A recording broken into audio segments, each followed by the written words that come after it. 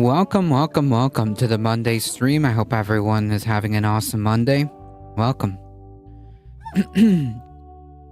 Quad Bennett, Derry Bennett, Michael Hassler, Heat, how's it going? I hope everyone had a good weekend. J.K. Rowling rejects non-apology on trans support. Yeah, I mean, it's not surprising from the Holocaust denier.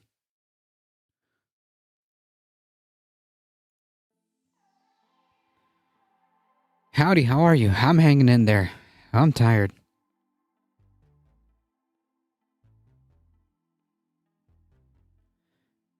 I am tired. That actually, that reminds me, I do need to go grab something to drink. But yeah, just WW3. Sad to see someone who has made something so beloved be so gross. Yeah. Just international crises. That's all. Nothing major. Nothing major happened this weekend. Nothing major. Also, thank you, Heat, for the tier 1 sub at 33 months. Can you believe that? 33 months. Did I get that right? Yes, 33.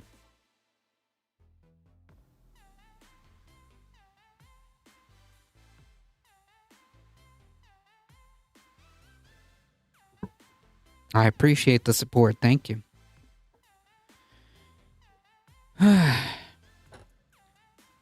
For the folks who, for some odd reason, didn't see the news, Iran, I'll stream again someday. There you go. Iran finally issued its response in the form of drones and ballistic missiles or whatnot. And the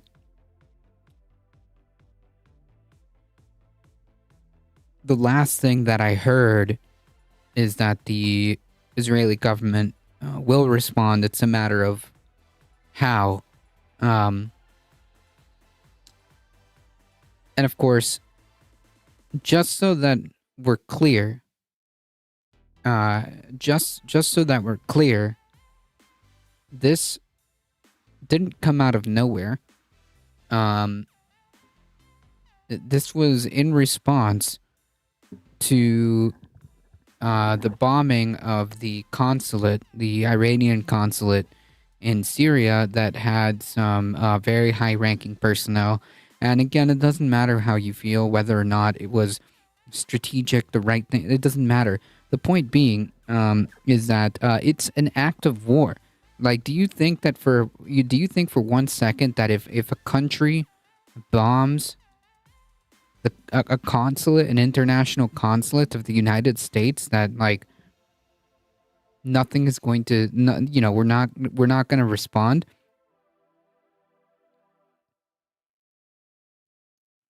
Of course, it's an act of war.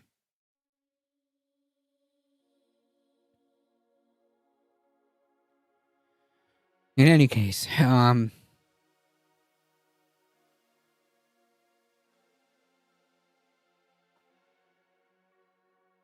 really, if you think about it, if you think about it, it's actually down, believe it or not. Maybe I'm wrong. Maybe I'm overstating things here. It comes down to how forceful the Biden administration gets at the end of the day. At the end of the day.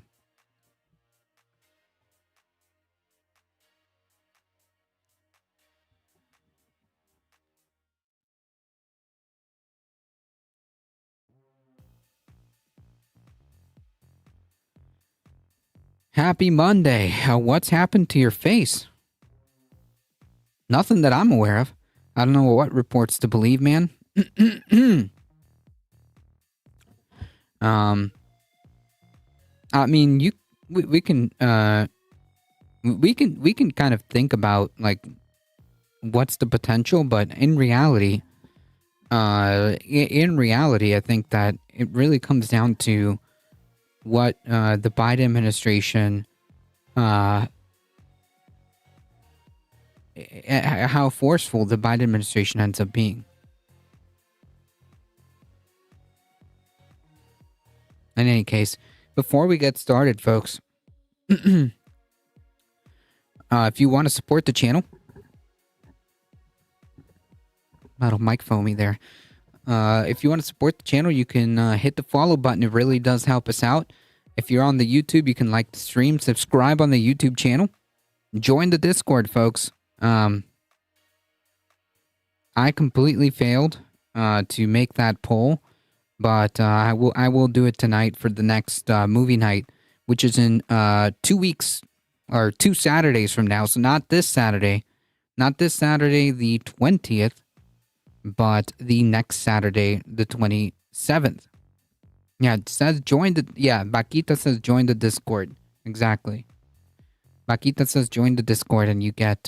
there's cat emotes in there too. There's cat emotes. I will put the poll up tonight. This weekend I was very busy, but... because I would much rather have Biden than Trump any day. It doesn't excuse the garbage decisions or indecisions that are being made. Like I don't think that that's significant. I don't think that that's enough of a counterpoint to argue that Biden needs to do something, and it's really hurting him for obvious reasons.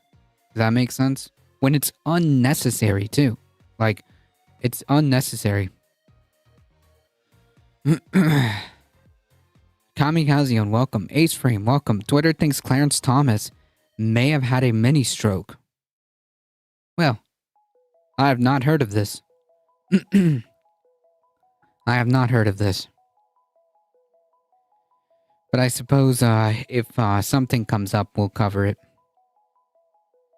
If we get more confirmation.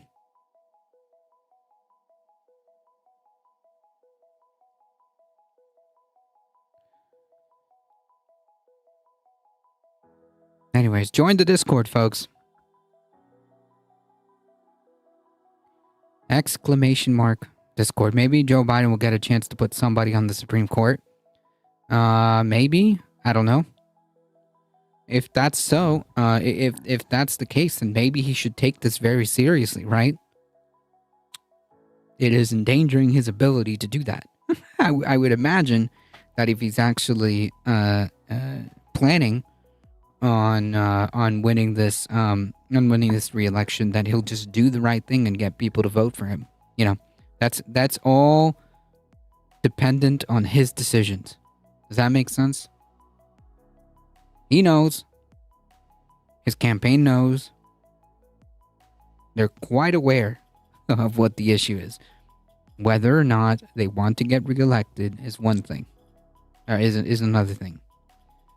Jared Kushner's on record talking about Gaza being prime waterfront property to develop, so Trump would be worse for Palestinians.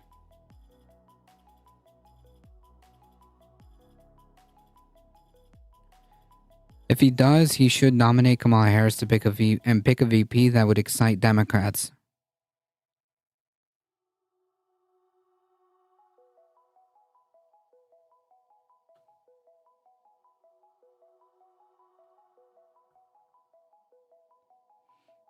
Wait, nominate Kamala Harris to the Supreme Court?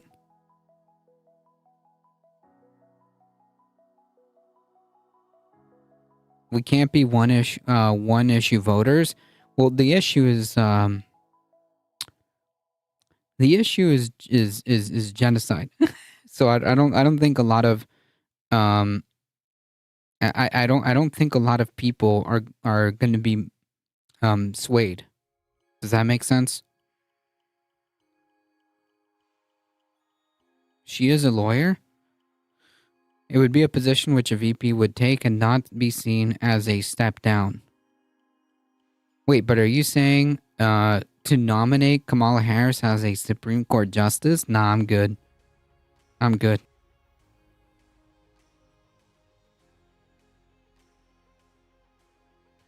issues including our own democracy. I understand that.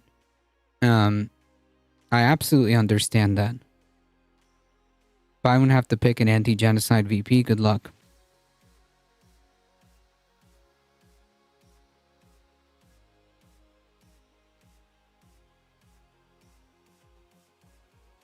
So Biden is willing. Biden is willing to put that in jeopardy. Just to sell more weapons. I don't know. Doesn't make any sense to me.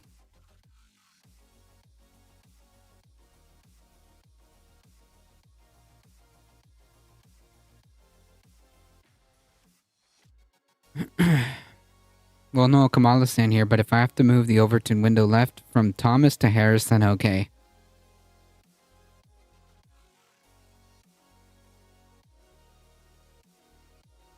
Can literally anybody be a Supreme Court justice?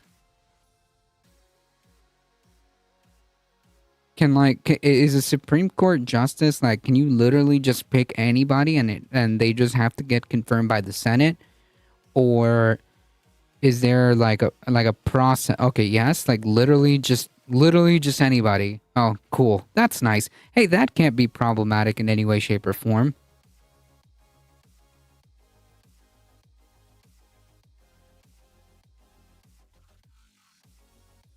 Don't even have to be a lawyer.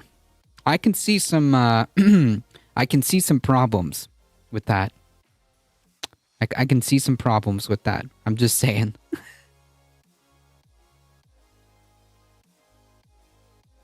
I don't think that's ever been done though.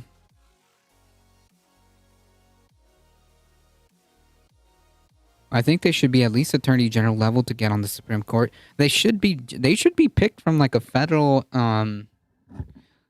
federal judge pool, right?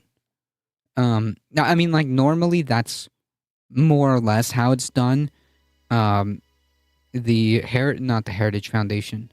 The Federalist Society has a pool of federal judges that they consistently push to try to get them on the Supreme Court bench. But they're federal judges nonetheless. I think that I think that it should be required that all Supreme Court picks come from a pool of federal judges that have been there for a while. Any Joe can go. That's unfreaking. I always thought they had to have some kind of I always thought they had to have some kind of qualification. But I suppose that I suppose the balance would be that the Senate can immediately not approve anybody who if you just pick Joe Schmo off the street, right? I don't think that the Senate would approve that, right? Right? Historically, most are federal appellate judges. Got it. The Solicitor Generals are good choices too. They're the guys who argue the government's case to the SCOTUS. Gotcha. Also, overwhelming, most Supreme Court justices went to Ivy League schools and Harvard in particular. The problem is that once they're in, you can't unapprove them. Right. The only way, the only way to get rid of them at that point is impeachment. And, yeah.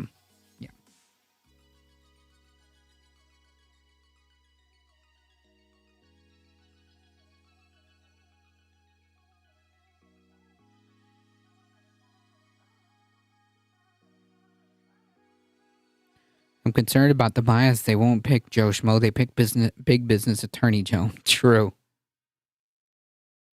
Do they have to be impeached by the Senate? Yeah, so the House does the impeachment, and the Senate conducts the trial and either acquits them or kicks them out of their position.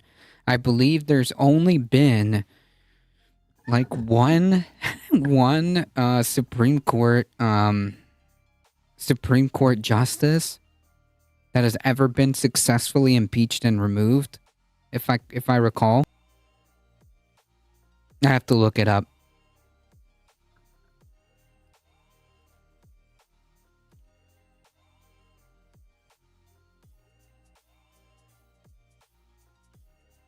Okay, so yeah, there's been one. The only justice to be impeached was Associate Justice Samuel Chase in 1805. The House of Representatives passed the articles of impeachment against him. However, he was acquitted by the Senate. Oh wait, no, he wasn't even removed. He was just impeached. He was just not impeached. He was acquitted at the Senate trial. So yeah, no Supreme Court justice has ever been removed. One has only been impeached, from what I know. And Joe could pick a 20-something progressive for the court to try to win the election. These are real horse trading thoughts, though. I feel dirty. Yeah, it's American politics. Um, I mean, yeah, I would be all in favor of that. He should do that just because it's the right thing to do. Are you laughing that Trump is grounded in court now? Well, I'm hoping that something comes out of one of these criminal trials. We'll talk a little bit about this. Potential violation of gag orders, and wondering if whether or not any consequences will happen. Yeah, Biden needs a better choice to fill out the ticket. Yeah, because oh boy, yeah, I don't know. It doesn't feel. I don't feel very confident. I'm gonna be honest. I don't feel very confident. All right, folks, we got to get started.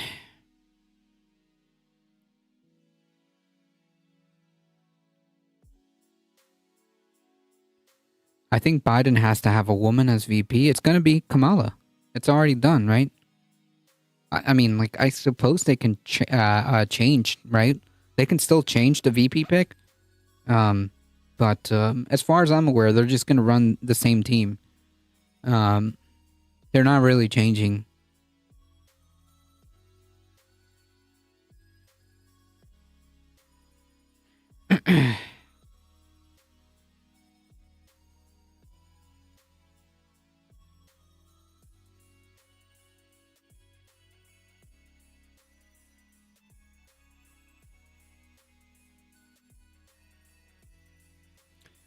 Up until at the end of the Democratic convention, they can change the ticket. Gotcha. The only thing that he could do to save his chances are to unequivocally stop aiding the Palestinian genocide. Full stop. I think that I think that that is I think that will be if his chances are going to increase beyond like the +2, and we'll talk about this because this is absurd. Okay, this is absurd. When you actually read the article, the leads that Joe Biden has are +2, +1.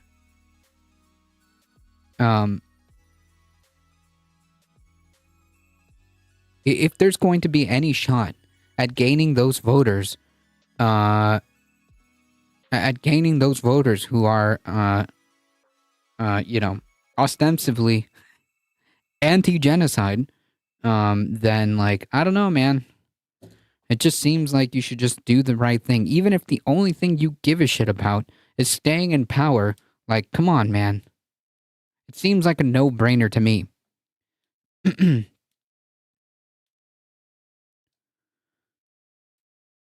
And even then, damage control within the ranks will be necessary. Yep, I don't understand people thinking that him stopping at this point is going to suddenly get people to say, oh, cool, I'll vote for him now that damage was done a long time before now. Yeah, but I'm saying, like, if anything can be said, is that public pressure works. If anything can be said, is not because is not of Joe Biden, but the fact that public pressure worked, may count for something for people. Does that make sense? Because even if the damage is done, 100%. I'm not gonna debate that. That's not up for debate. The damage is done. But It means that public pressure works. Pressuring him to stop it immediately, still, of course, but voting him is out of the question for me. I'm more willing to pinch my nose and do the thing if he does his thing first.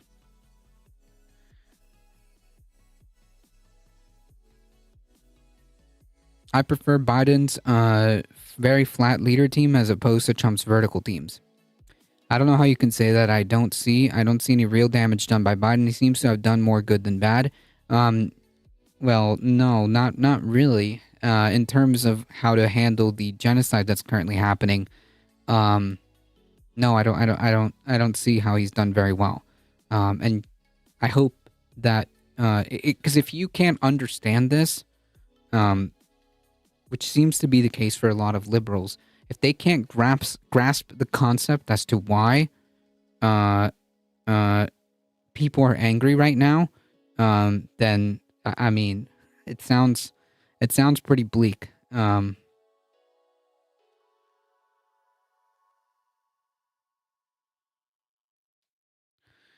Trump presidency would be worse. I think the Trump presidency would be worse in a lot of in different aspects, right? The Trump presidency would be worse domestically. The Trump presidency would be worse domestically. There's no doubt about it that dude is ready and willing, if able, to do some incredibly fascistic stuff. See Project 2025. I understand that. I'm not gonna debate that. I understand that. And if so, right? Wouldn't it be more important than ever to have a Democratic Party who is willing to A, do the right thing, and B chasing after those voters? You honestly think that Biden made the Middle East any better or worse than it was going to be anyway? Yeah, I mean, I think directly selling weapons that are directly responsible for what's happening right now, yeah, I think that's pretty bad. It literally can't be any worse than that. And then unequivocally incapable, just not only unequivocally, or just just incapable, or unwilling, or incapable, or it doesn't matter, to support the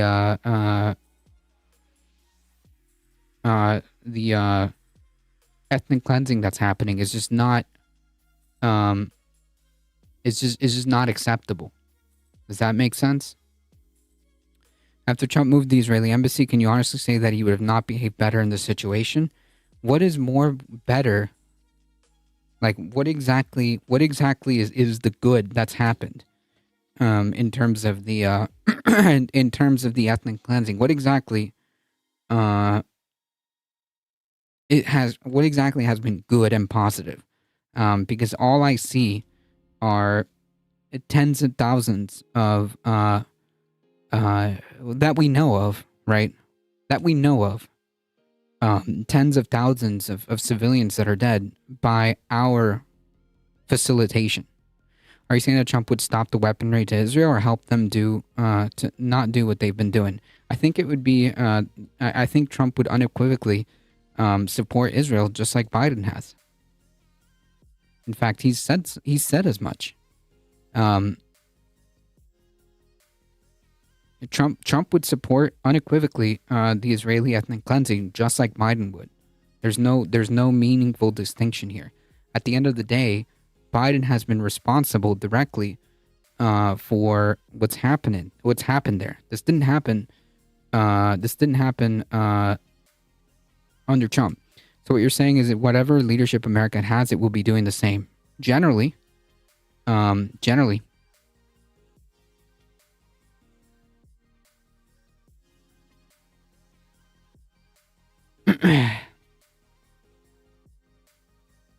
Is ethnic cleansing based? I didn't think so, but all my Republican friends disagree. I'm a native person. I would be fearful of a Trump presidency for me and my family. I agree. So why is Joe worse? I don't think I ever said Joe Biden is worse. I'm saying it can't be any worse. You can't go past ethnic cleansing. Does that make sense?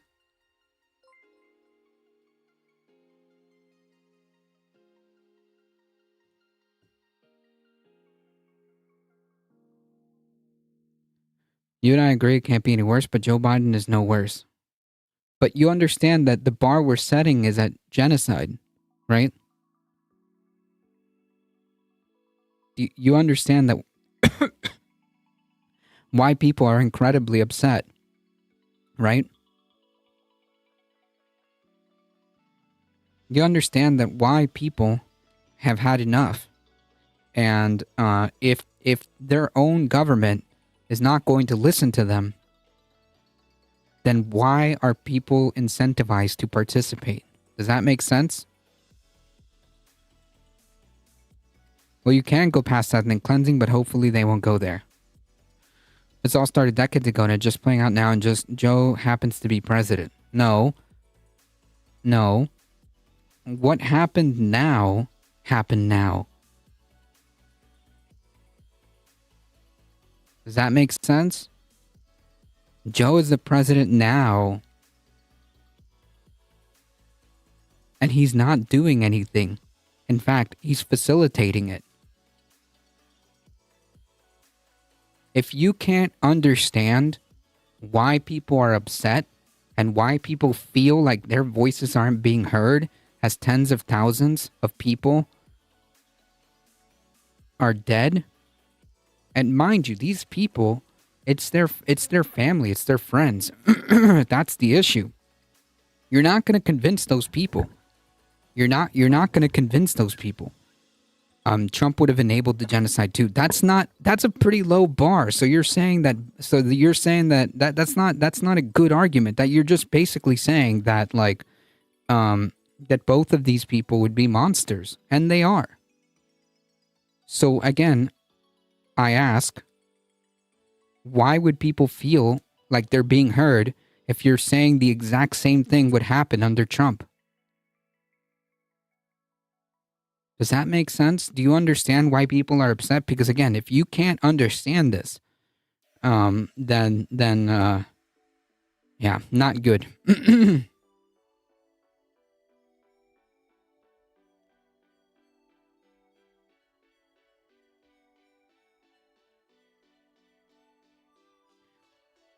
Saying, well, the genocide would have happened anyways is not a great answer. It's not a great answer when you're looking for voters. Does that make sense?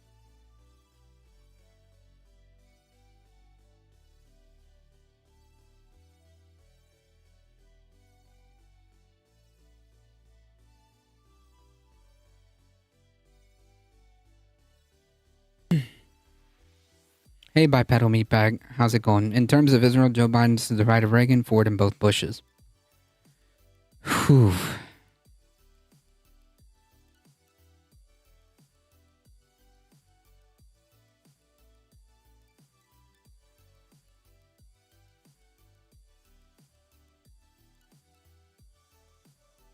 The number one thing that people are angry about in terms of electoral politics and why they won't vote, and why they won't vote is because of Joe Biden's actions and inactions. And if he wants those voters, then there's things that he's going to have to do, okay? And if he's not going to bother to try to win those votes, then I can't do anything there. Does that make sense? Because why would people want to be incentivized to vote for somebody if they are literally not batting for them, not going up to bat for them? So this can't be a vote winner for Trump either, as he would have been the same. Right, so why are we putting the standard, yes, apathetic. So why are we putting the standard at well, the genocide is going to happen anyways? That's not acceptable. That's not acceptable. That is not an acceptable bar. It should be, hey, why how about no genocide? Okay? How about that one? And so if you're saying that both options are going to give you genocide, one of the big issues as to why people are angry at Biden, then they're not like, we feel like you're just saying, well, you've got no choice in this, so why even play the game? Does that make sense? This is not a good selling point. This is not a good selling point. And see the new GDF video. Hey, Girly Bear, how's it going? What is that?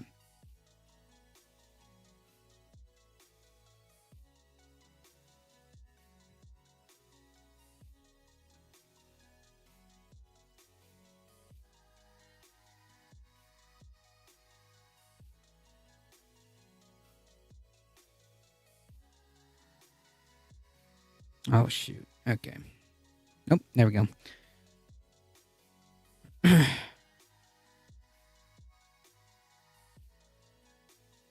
think we should probably start here.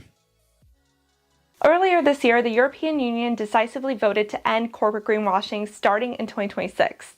Yay! But what will it mean, and how effective will these policies be? Let's take a closer look.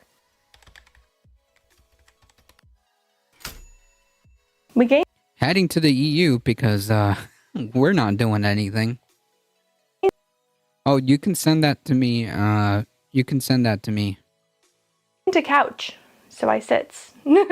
Hey y'all, it's Becky here from the Beckosphere, where we talk about the climate crisis and clean energy transition. If those sound like important topics to you, hit that subscribe button and ring the bell so you don't miss every time I post. For those of you who've been wondering how I've been doing and what I've been up to, again, I'll give you a little life update at the end, so stay tuned. Okay, let's start with, what is greenwashing? Greenwashing is when companies advertise that their products or practices are not harmful or even beneficial for the environment when that is not the case. They'll use words and phrases like environmentally friendly, green, natural, carbon neutral, but they don't actually have any required business practices attached to them to claim that. Oftentimes the companies will end up spending more money on advertising their eco-friendliness than they'll actually spend on improving their practices or products. This is usually enough though to confuse consumers into spending more money on a product or service that they perceive as beneficial for the planet, because it's not like we all have time to look everything up. The European Union estimates that 75% of products sold in the bloc make green claims. That's a lot of claims for consumers to suss out. Recognizing this, the EU declared in 2022 that they have had enough of corporate greenwashing nonsense and started the process of creating a ban for using green language in advertising unless companies can actually back up their claims through going through a certification process. Nice. See, that's the kind of stuff, like, if that like gets enacted and works as advertised, that's actually a pretty freaking good idea.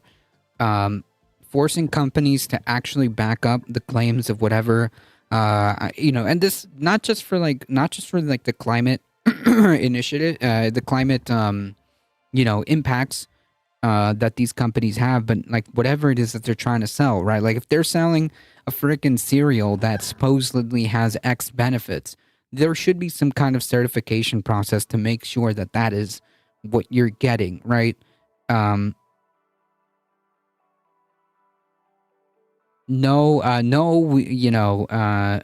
Pedantic games, nothing. If you're gonna say that you are a green company, you better have the certification showing what you did and how you achieved that. That means no more false claims on packaging or in social media campaigns or marketing strategies. Fast forward to 2024, and now the law's language has been finalized and approved by members of the European Parliament and the European Council. Member states now have 24 months past March 2024 to put the law into practice. Let's look a bit more closely now at what companies will have to do in 2026 to legally claim a product is beneficial for the environment in some way. Firstly, they'll need to be more specific by using terms like biodegradable or water saving, something that can be proven, unlike the vague term eco-friendly. Right, but also, like, I would say, like, water saving, what does that mean?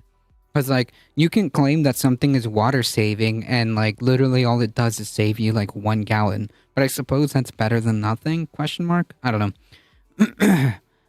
She's also so nice and freaking smart. True. They'll submit their claim with the evidence to the EU assigned verifiers, who will provide a response within 30 days. Parliament expects simpler claims will probably hear back sooner than that, though. One aspect that is a big deal is that companies will no longer be able to consider something as carbon neutral if it requires carbon offsets to get there. Carbon offsets are tradable rights or certificates linked to activities that lower the amount of carbon dioxide in the atmosphere. For example, a company can no longer claim that a product is carbon neutral by paying to plant trees in Indonesia because that offset could be 1, unreliable, and 2, unrelated to the tangible emissions created by making that product. The EU decided to crack down on carbon offsets after a damning report by The Guardian, Die Zeit, and SourceWatch into one of the largest carbon offset companies in the world, Verra, reveals that more than 90% of the offsets they gave companies to make green claims were BS. Big yikes. I actually covered this at the time, so check out my climate recap on that topic up in the cards. But wait, there's more. The EU law also tackles misleading product durability claims. No more earlier planned obsolescence. Obsolescence is a fancy word for how quickly a product breaks down. Now, if companies claim an item can be used a certain amount of times, that statement will need to be backed up with evidence. That way, the product won't break down earlier than consumers expect. Nice. That's something that's, I think, pretty big. Trying to tackle planned obsolescence. And also, they won't be able to be tricked by statements that claim that a product should be replaced earlier than what's actually necessary. Companies will also no longer be allowed to claim a product is repairable when it's really not. Now, do all companies that provide products for the EU have to follow these rules? No. Micro enterprises, which have 9 employees or less, won't have to follow these rules, and small to medium enterprises, which have 250 employees or less, will have an extra year to follow these rules. So they'll start in 2027. Basically, the law focuses on mega corporations, which I think is rather appropriate because they do have an outsized impact on the environment. So what are the penalties for a company that adds a sustainability term to their product's packaging without submitting it for approval prior? Well, the EU gives an example of the kind of consequence, but honestly, the wording for these punishments makes it sound a little up in the air still, so. Whew. Yeah, okay. That's unfortunate. Because, like, the only way this works is if there's some, like, real teeth to this.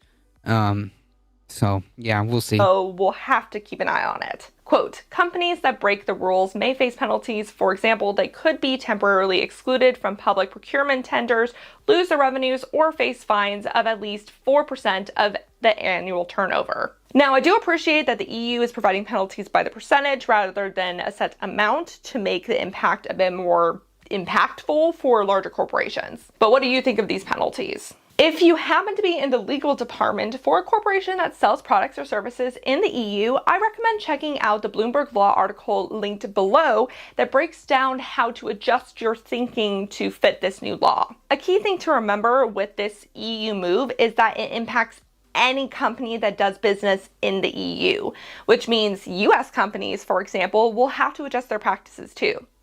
I'm looking at the UK as well. This will likely push the U.S. Federal Trade Commission, or FTC, to add more stringent rules to follow along the same lines. Or at least it should if it was smart, or global corporations will probably be very confused. It's already been reported that the FTC is looking into this issue, but I'm certain that some certain congressmen will push back as soon as it says anything decisive on the issue. Anyways.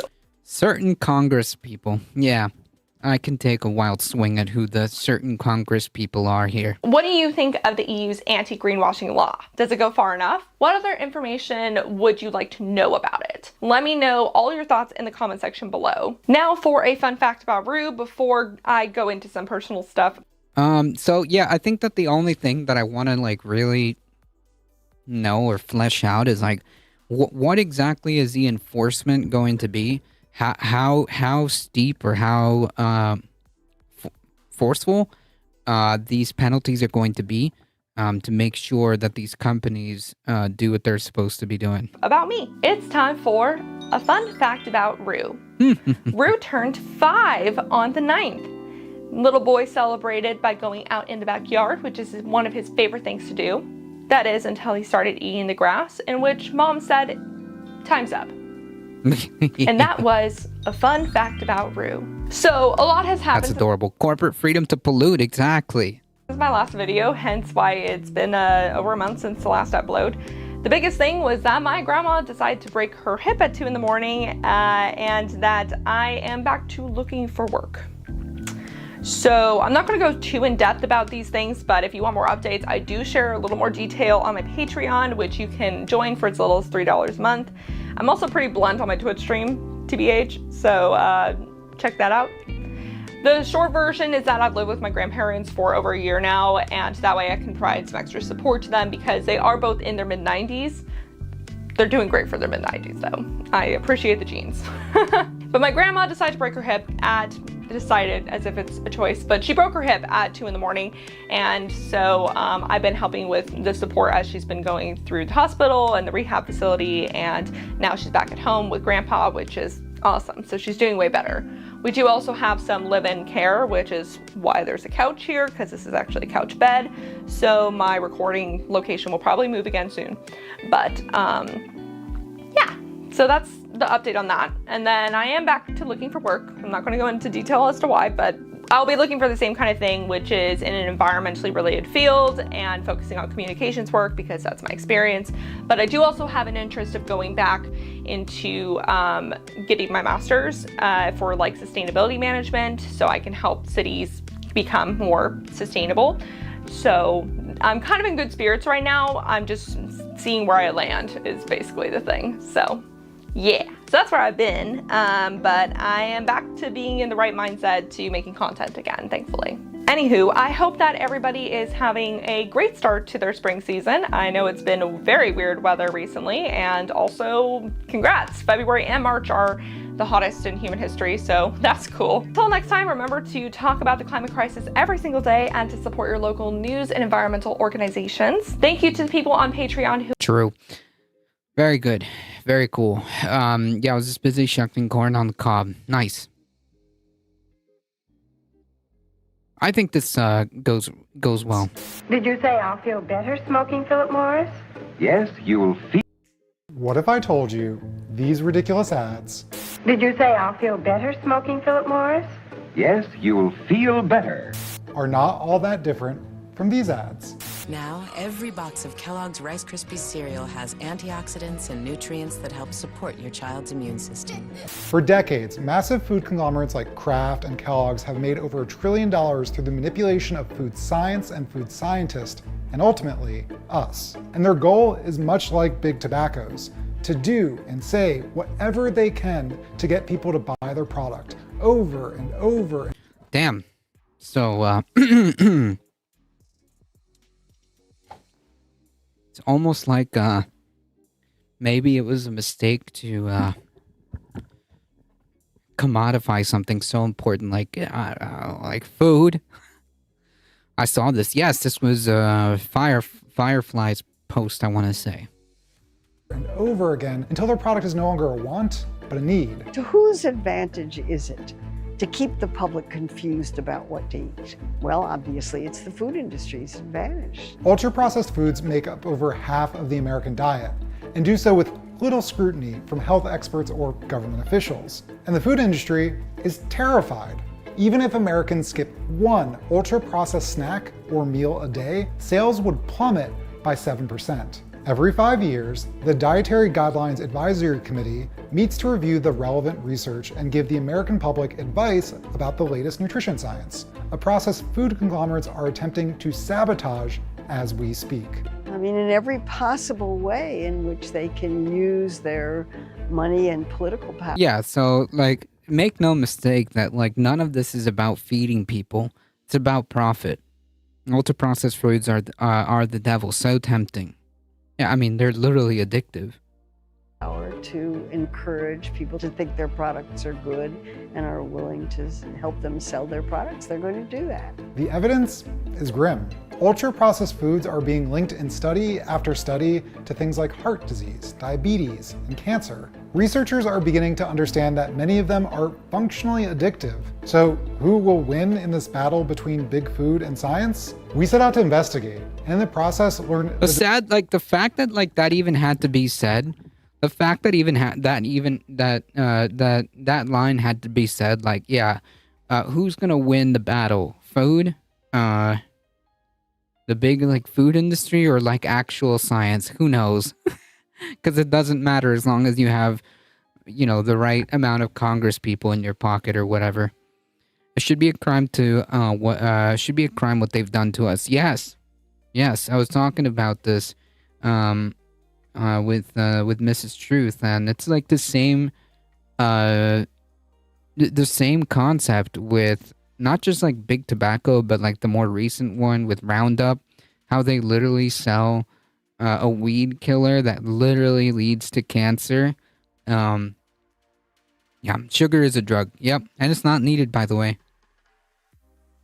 disturbing truth about how big tobacco's lies continue to make Americans sick. When you change to Philip Morris, you'll feel better. So, what exactly are ultra-processed foods? We asked molecular biologist and nutritionist Mary Nessel. These are foods that are industrially produced. They require machinery and they require ingredients that you don't have access to. So industrially produced, designed to be irresistibly delicious. That's their purpose. Corn on the cob is unprocessed.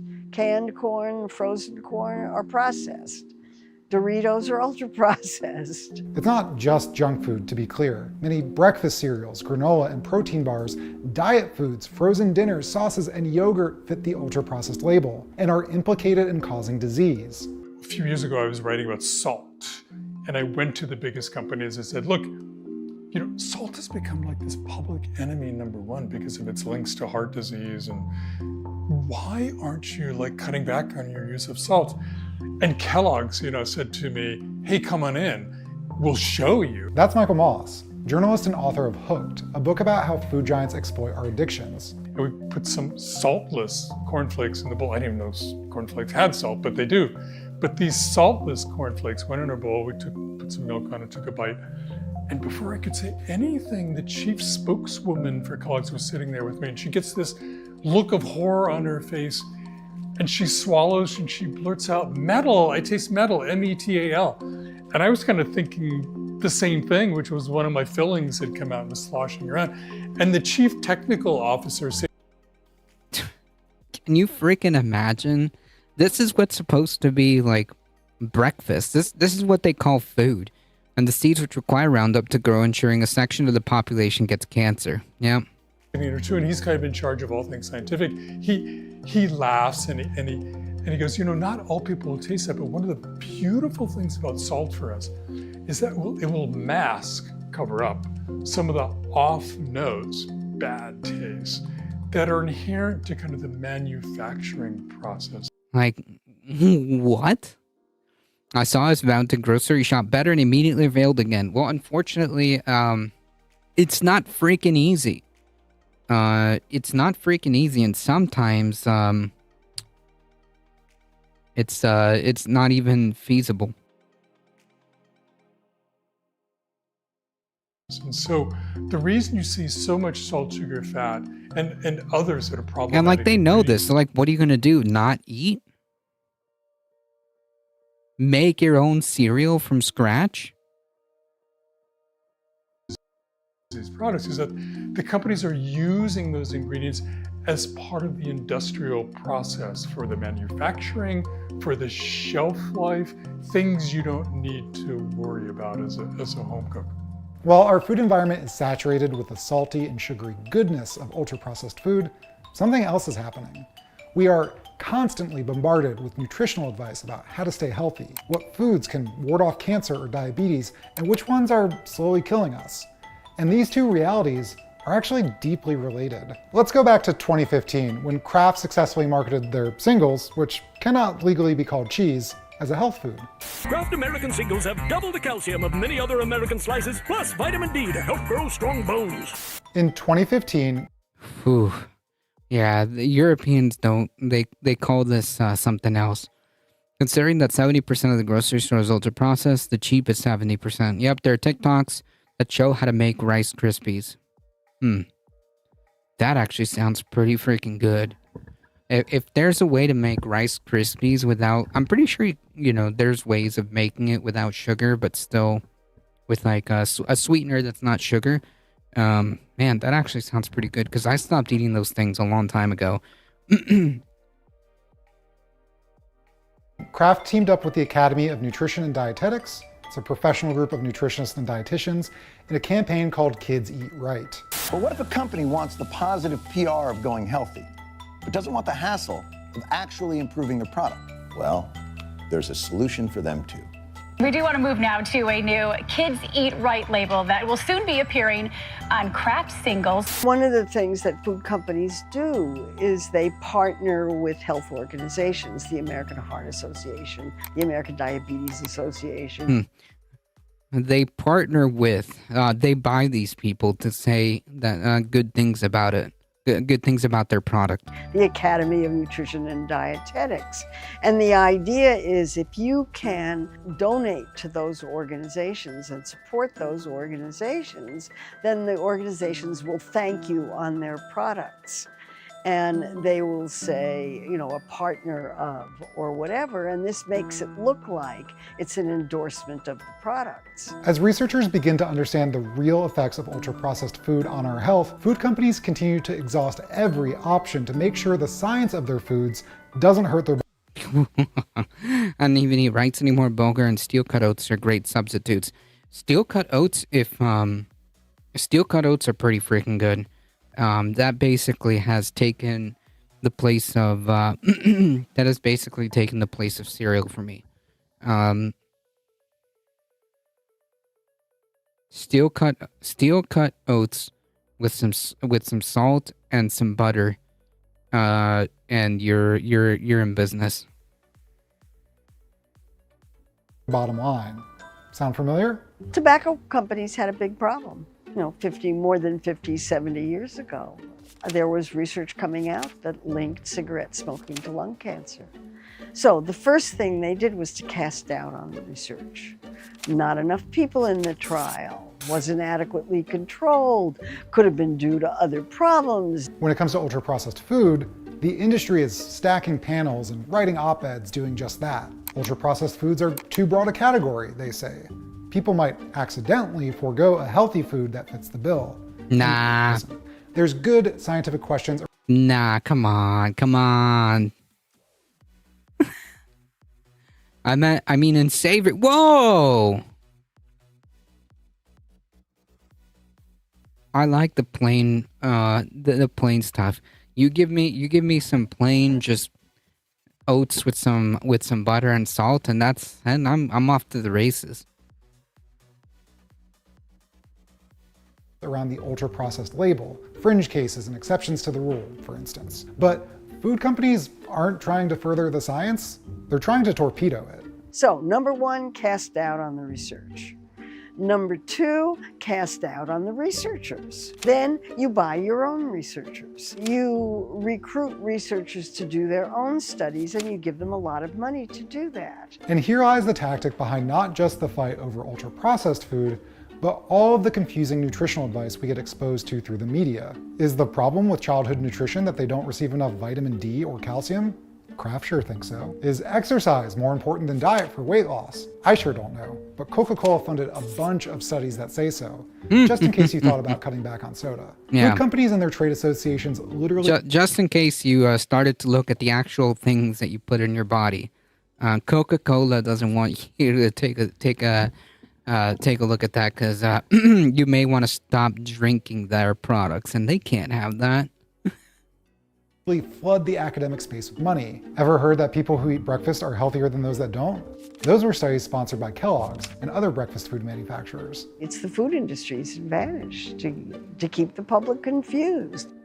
We can actually quantify how corrupt funding from corporations and trade groups can be. One review looked at industry-funded studies and found that 60% showed results favorable to the sponsor. That doesn't seem so bad. Jeez.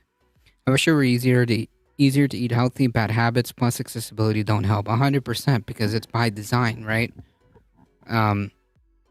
This is the ideal situation. You need to keep buying, these corporations garbage. That's the goal right there.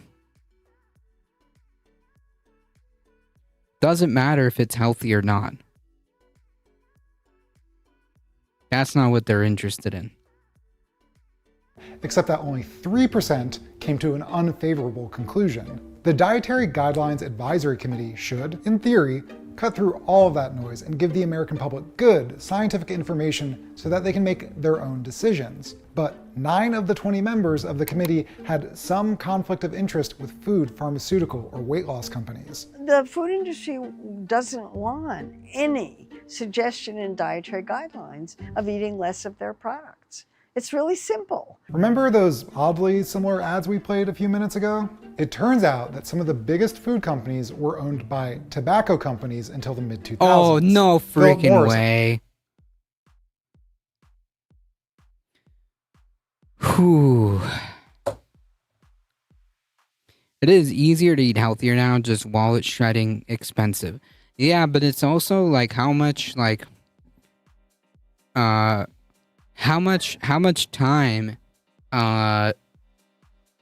do you have to make said healthy, food? Or do you just pop in the, TV dinner that takes like 2 minutes to make while you're on freaking break? I don't know. I watched about like half of this video and I felt like this was a good video to freaking like finish up and go through. Because I didn't have time to finish it. But man, what a freaking reveal, man. Holy yikes. Of course. Tobacco companies. Time is the factor. Even organic vegetables are less expensive than prepared foods.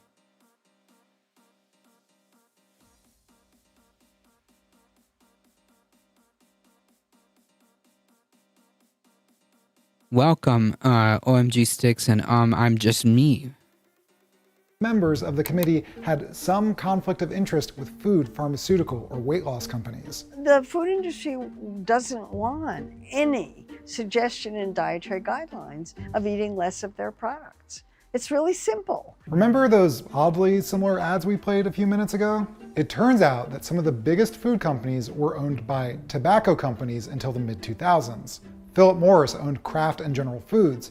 R.J. Reynolds owned Nabisco, until Philip Morris eventually bought that too. So it's no wonder why the same misinformation playbook is being used. What I really wanted to know was, how far do the similarities go? Did the execs at Philip Morris coach Kraft on how to hide the health consequences of their products? Did they go even further and actively try to get people hooked on their products? My name is Tara Fazzino. I'm assistant professor of psychology at the University of Kansas. For a number of years now, I've studied what are called hyperpalatable foods, and they have combinations of nutrients that typically don't occur in nature, and so they tend to be really rewarding to consume in kind of an unnatural way. So we may find ourselves like continuing to eat these foods even though like we're getting physiological signals telling us, oh, please stop, we've had enough.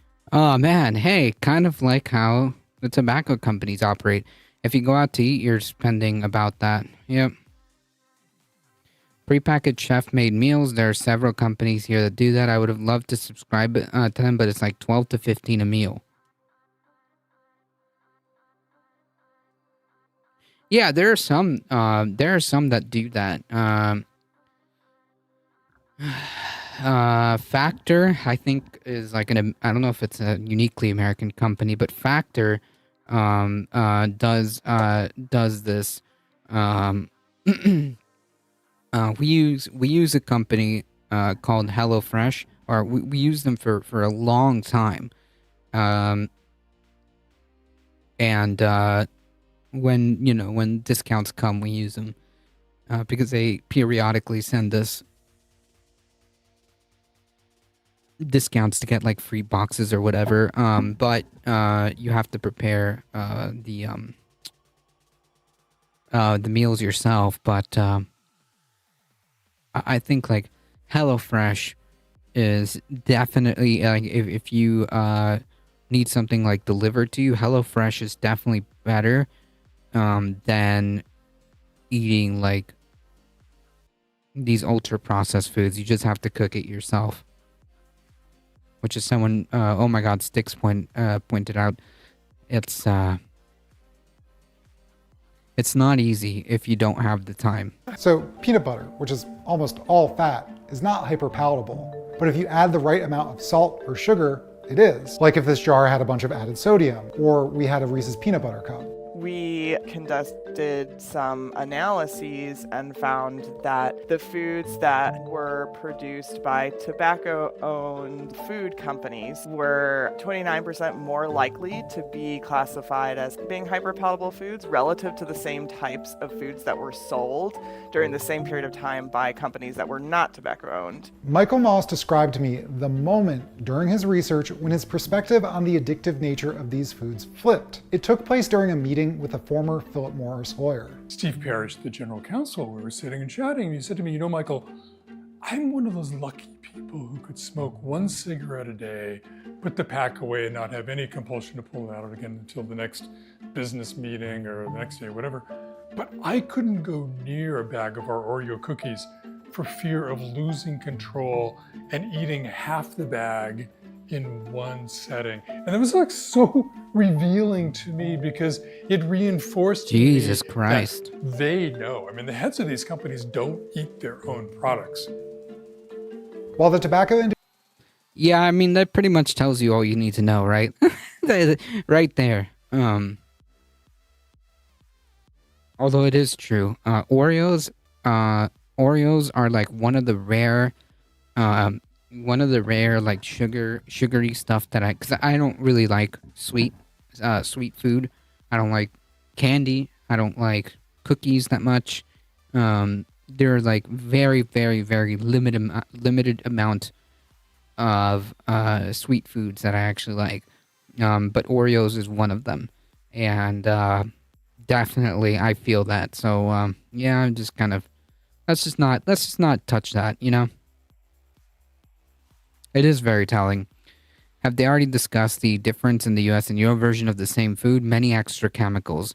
I don't think so, but you're absolutely correct. If you look at the ingredients, like just simple, like even just comparing like ketchup is completely different. Lemon Oreos are delicious. Lemon Oreos? Lemon Oreos? Hold on one second. What is this? What is this sorcery? Lemon Oreos.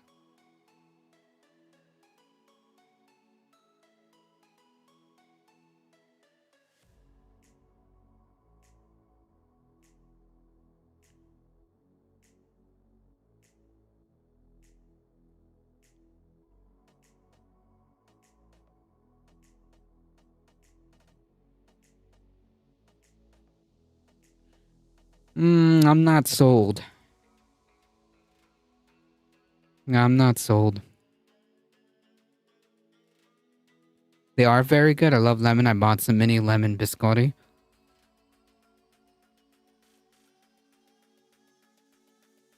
They're golden Oreos with lemon filling. Well, I suppose I can't knock it until I give it a shot, right?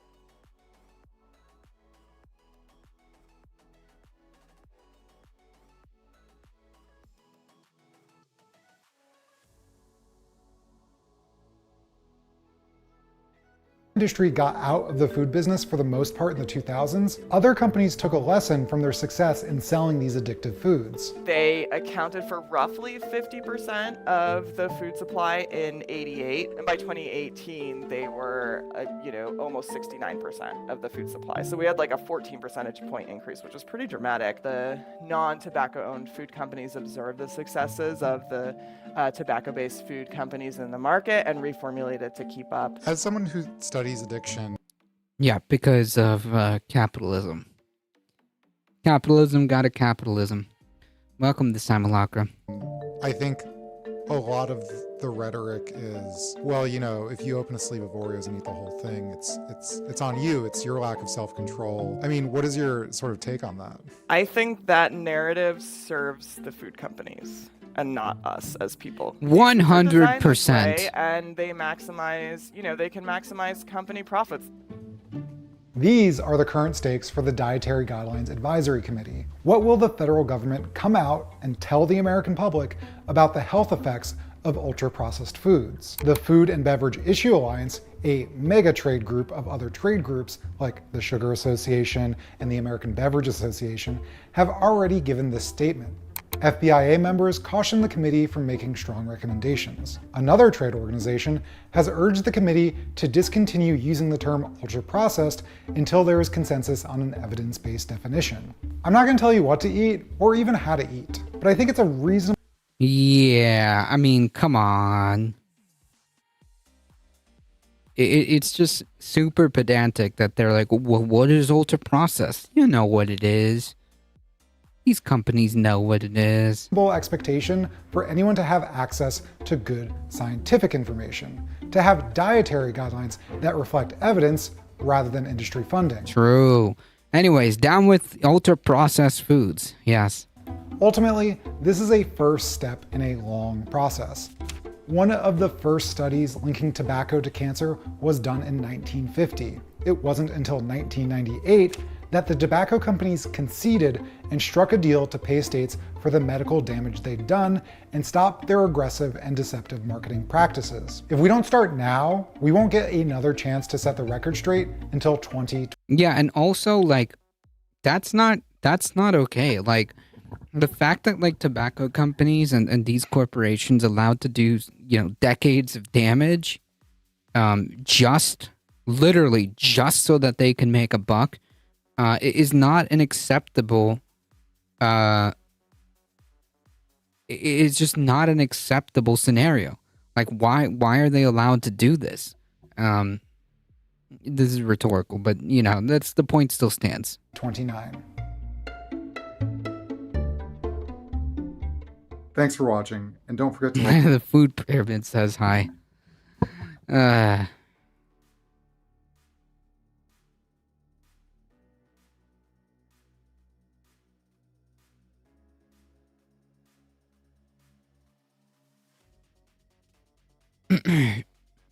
All right, shifting gears, folks.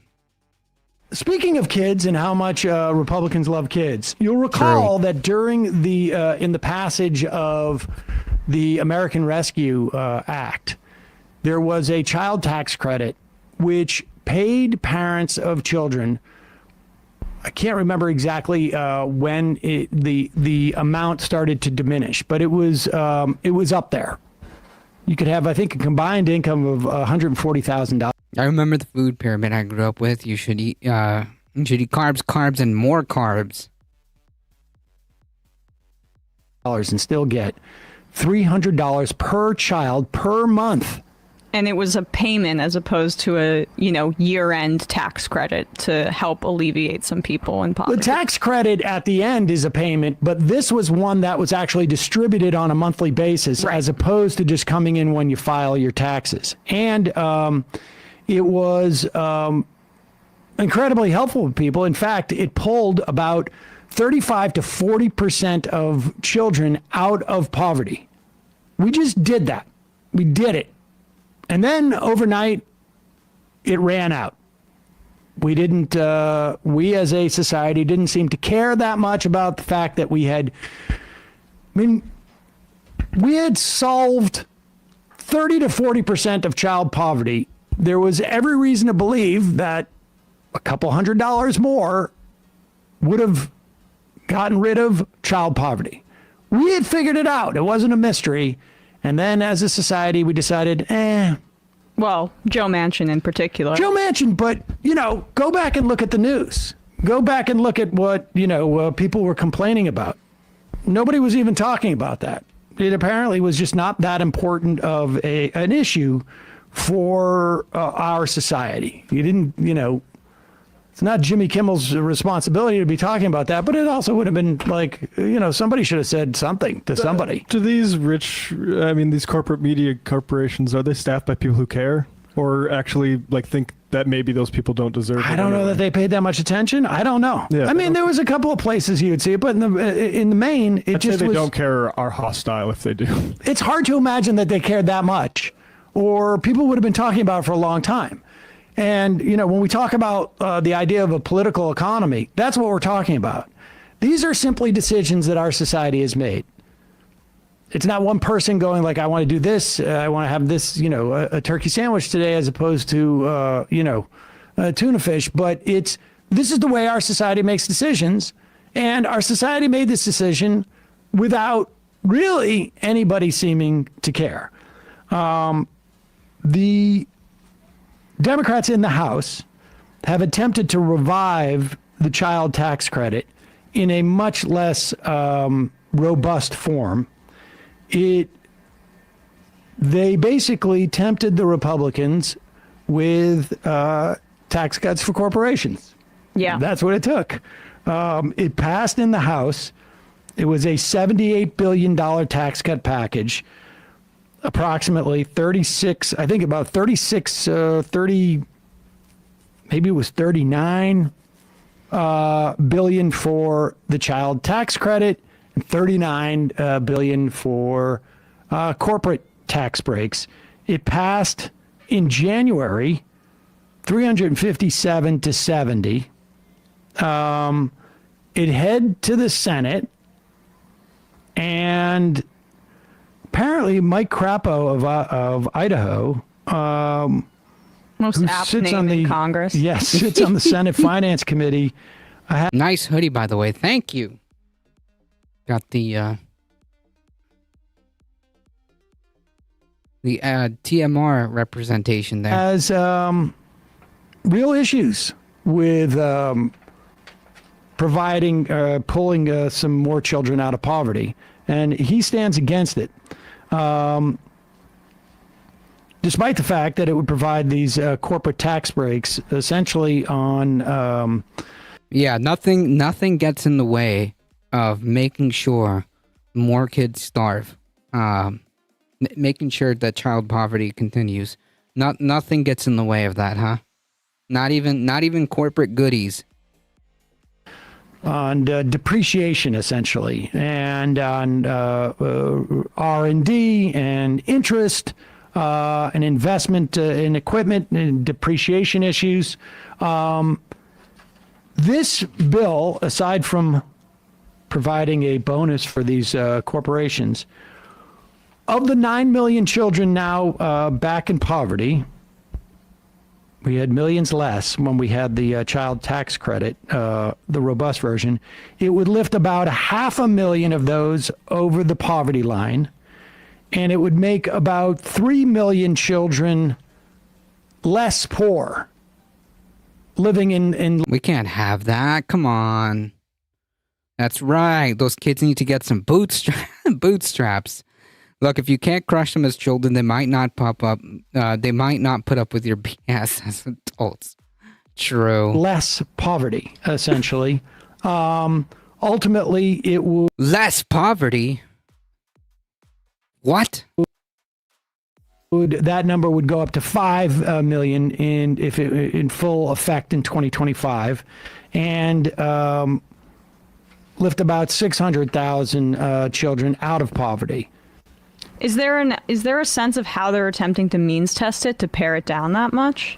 Well, it's not paring it down so much. It's an expansion, and it actually it's not an upward bound cutoff. It's a lower bound cutoff. Okay. Because tax credits, you have to make some money to file those taxes, and it would basically expand the lower bound rather than go high. So it would impact 16 million children in families with low incomes. So some kids living out of poverty would actually get some child tax credits or be eligible for it. What? Nearly 3 million children under the age of 3 would benefit in the first year. When you see how these bodies legislate like this over and over and over endlessly, how do you ever think that this is just going to get voted out or reformed?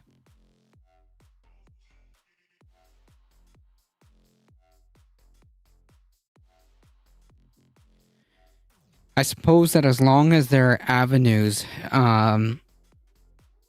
as long as the first year expansion would lift as long as people believe that there is an avenue for people to be heard, they're always going to be at least somewhere stuck in the loop. But that being said, as long as avenues exist where people believe that you can do that, it remains. The system remains as is. Does that make sense? As long as people have the illusion, or as long as people think that it can, as long as people think that it can be changed,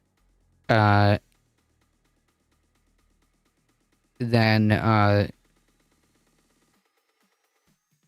I suppose people will still think that you can. Many as 400,000 to 500,000 above the poverty line. Like I say, 3 million more would be made less poor. This is information that comes from the CP, I think it is, the CCPB. There is one hope for it, apparently, in the Senate. It seems unlikely. The fact is the Republicans don't want to give Joe Biden a win, and they think that they're going to take the Senate this November, and they can get bigger corporate tax cuts without having to do this stuff where you give kids, poor kids money. That's basically what it comes down to. Josh Hawley, remember, you need 10 Republicans to get the 60 votes. Josh Hawley, who has said that he's more or less favorably disposed towards the tax package, is floating the idea of combining in that tax bill a reauthorization of the compensation program for radiation victims, which apparently got 69 votes in the Senate last month. This RECA program will hopefully, apparently Crapo is a big fan of RECA. So this is basically, you put these two things together, and the idea is that maybe they'll get enough votes. It's unclear whether they will go through this process. Schumer may not want to bring up the bill if he thinks it's going to fail, because they want to get judges through and they don't want to waste time. We'll see. But I think it's fairly safe to assume that the Republicans are going to kill this. And Hawley wants it because of the tax cuts, or because he can basically say that he's pro-family. He's trying to do that Viktor Orban. He's indicated that he's supportive of the child tax credit provisions in this publicly, but I think Right, but it's that hard to trust. It's them, literally obviously. that kind of like almost Bannonite flavor of conservative. Basically, maybe let's incentivize these heterosexual families to have a man outside the home and the woman staying at home. That's probably his vision of it as well. Yes, and let's be clear, tax credits was an idea of Republicans. It was born, I think, maybe out of the Heritage Foundation 50 years ago. And this is the bare minimum. And yes, Hawley likes to pretend he's a bit of a populist, and I would also imagine that there must be some radiation victims in Kansas that is a constituency. Yeah, some faux populism, maybe. But that's my point. How many times can you keep doing this and see nothing for you is getting done while they keep on juicing up corporations over you before you realize that the pattern and nothing changes no matter how much harder you vote. How anyone doesn't see the pattern at this point? I think a lot of people I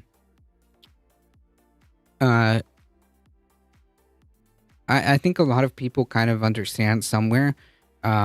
It's just you see it because of how apathetic people are when it comes to engaging in politics, right? Like, look at how much turnout we have for voting. Like how much an average election, how much turnout there is. It's not a lot in the United States. It's not a lot at all. In fact, like 2020 was historic, and that was like 60% or something like that. And that was historic for like 100 and something years, 101 years, for historic turnout. So like, I think that,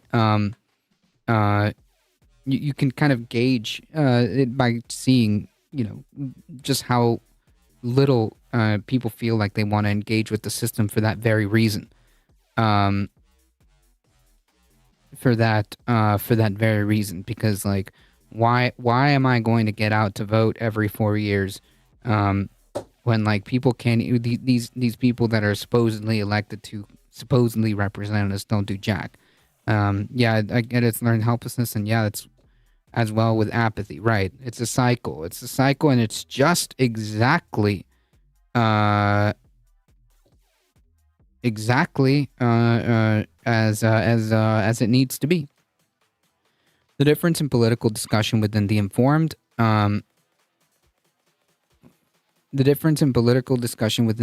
left now versus 25 years ago is vast. There's still a giant gap between this group and the wider electorate.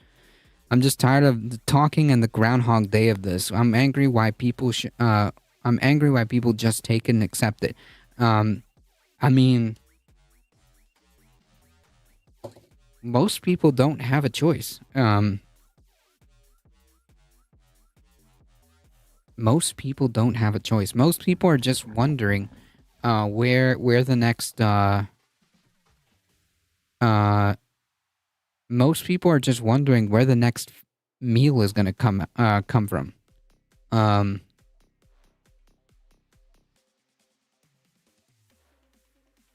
Most people are just wanting to put food on the table.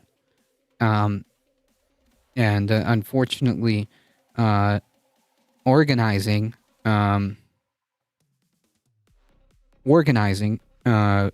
gets really hard. Shouldn't that be a motivating factor? You would think so. You would think that, like, you see all these unprecedented things happen time and time again. Oh, the unprecedented record breaking heat, the unprecedented record-breaking profit large corporations make while wages stagnate, the unprecedented housing crisis, and people are like working 2 jobs, maybe sometimes 3. You would think, but I wish I could do organizing, but my health won't let me do what I want to do.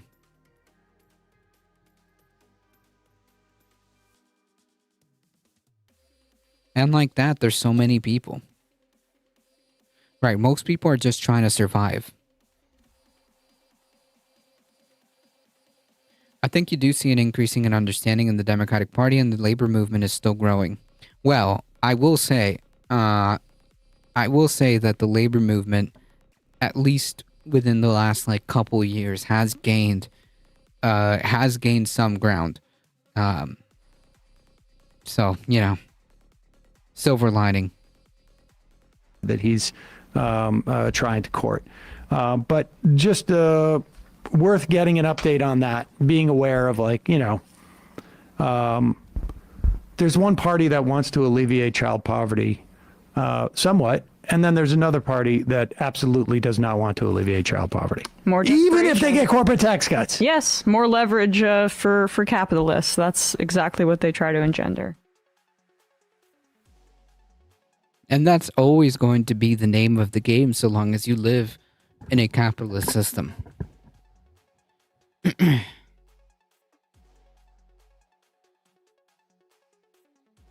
Gotta remember that in the late 90s, liberal thinking was pure corporatism. Leftists had zero room in the discussion.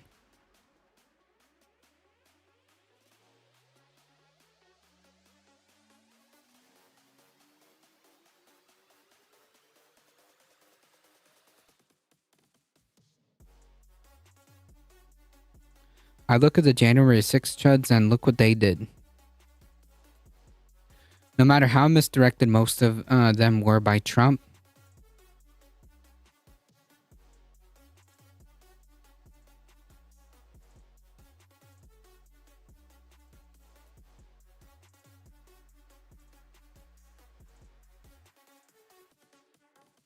well, here's the thing, though. How those January 6 people, they are armed, reasonably organized, and motivated, and they did something. Well, here's the thing. How many of those people had the resources and time to even do any of this, right? These are all relatively, I don't want to say wealthy, but they had enough to be able to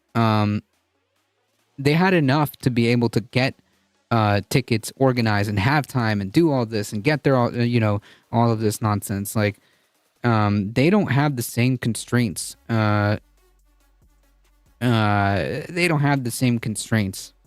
I was heartened over the weekend to see people sign supporting Palestine in the heart of Minnesota. Yes, and New York too. They shut in California. California too. I'm not praising them, but I'm saying compared to the left, what are we doing? But that's not a reason, that's an excuse.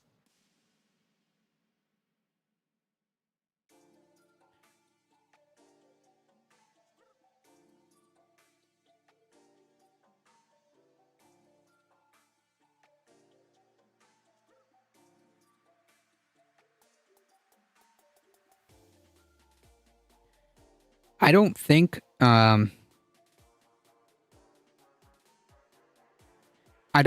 we're in as of a heavier position as they are.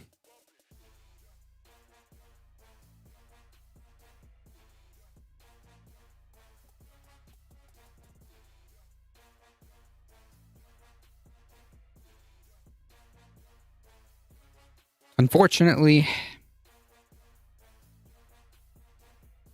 we shine in limited ways. Like Michael Hassler just pointed out, there was a lot of large protest, a large amount of protests. We've successfully organized union drives. In fact, over the last couple of years, unionization has been at an unprecedented level. We have other means that we could be more aggressively moving on, like pushing wider spread union, coalescing towards a general strike, and make demands as an example. Yeah, I think we should continue to do that. Yes. I thought it takes a lot of organizing, but we aren't doing it.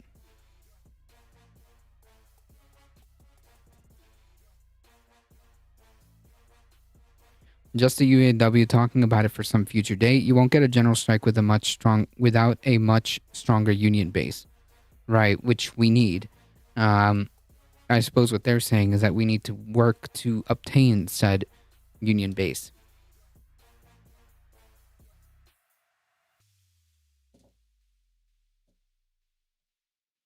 I agree.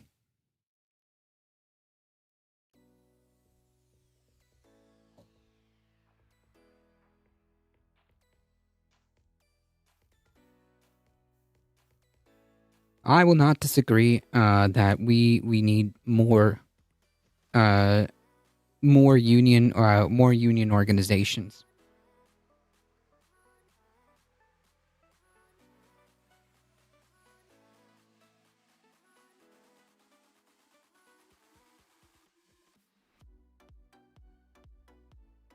I think that those that can should.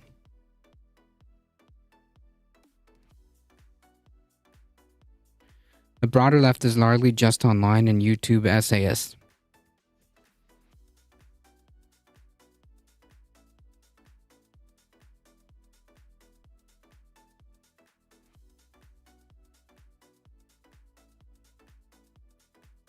I think to a degree that's true. At some point, you have to put your shit into action and practice.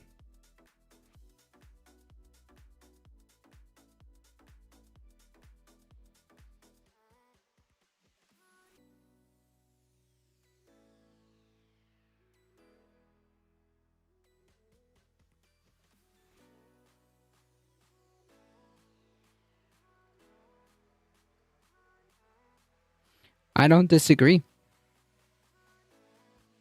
I don't disagree.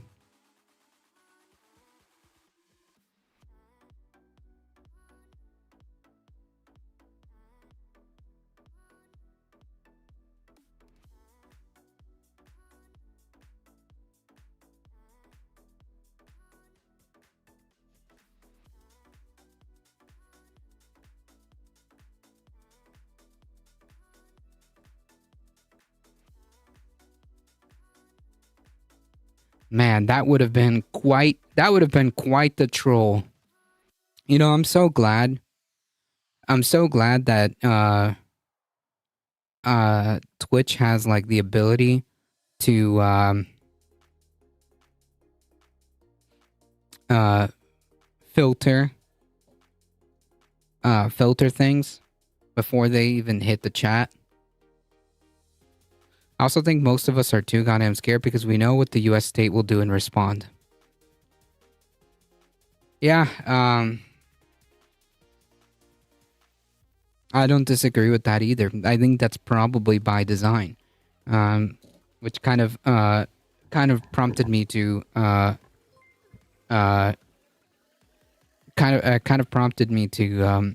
put this one in the queue.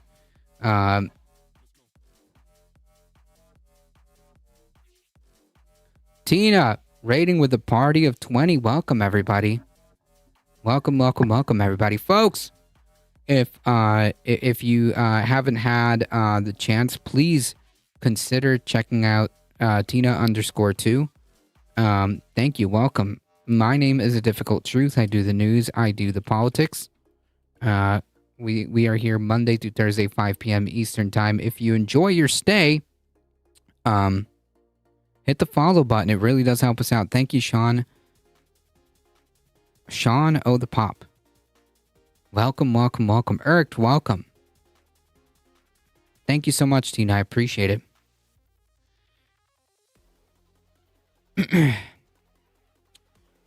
So this kind of prompted me to this article here. Sorry about the screen name. Nah, you're good. Because I don't disagree.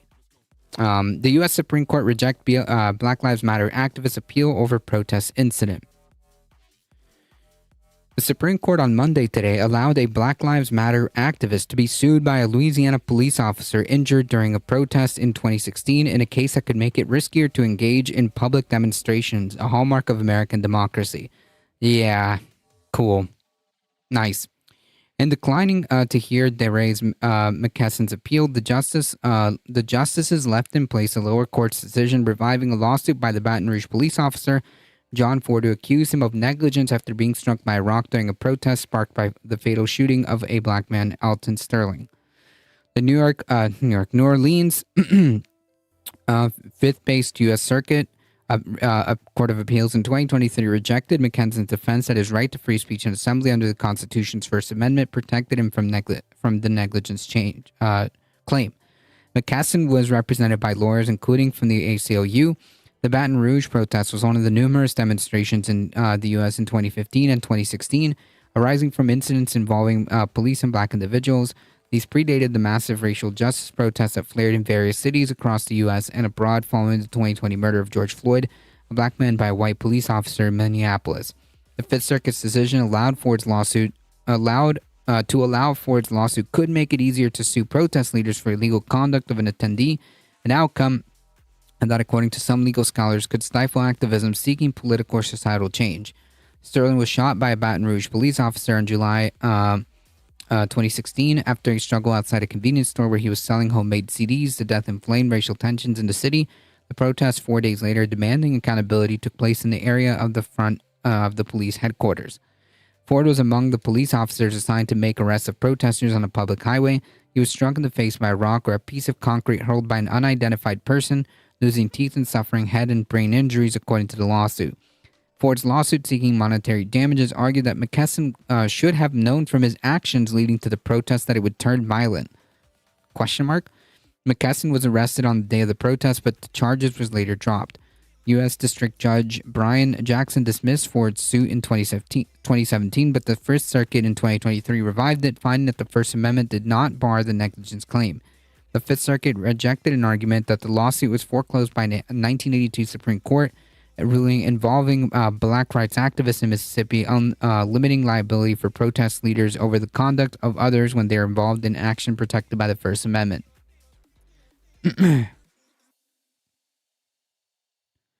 A dissenting Fifth Circuit Judge Don Willett invoked the Dr. Martin Luther King March in 1965 from Selma to Montgomery, Alabama, drawing attention to the disenfranchisement of black voters. Political uprisings from picketing to riots have marked our history from the beginning. The Fifth Circuit majority theory would have enfeebled America's street-blocking civil rights movement, imposing ruinous financial liability against citizens for exercising their core First Amendment freedoms. McKesson's case had made it to the Supreme Court once before. The justices in 2020 ordered additional review by the lower courts to determine whether Louisiana state law allowed for Ford's claim. The BLM movement was formed after the killing of a 17-year-old named Trayvon Martin by a man named George Zimmerman in Florida in 2012. Its activists have criticized overly aggressive policing, particularly against black people. So yeah, this is cool. So now, effectively, should this stand, any person trying to be that leader is liable or could be liable to be sued by the very police, by the very officers. Yeah, so that's cool. That's nice. Every time I see Shawn Fain talk, I wish my health was better so I could be one more like him out there getting people energized with a fire under his ass. I think it would be nice if we had more Shawn Fains. Anyone who is a part of a union,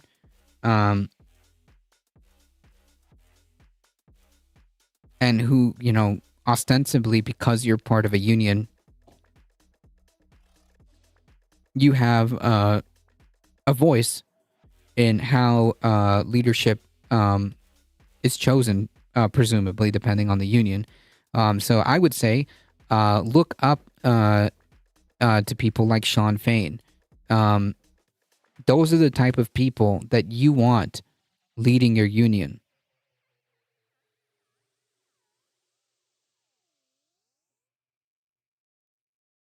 Why can't we wait?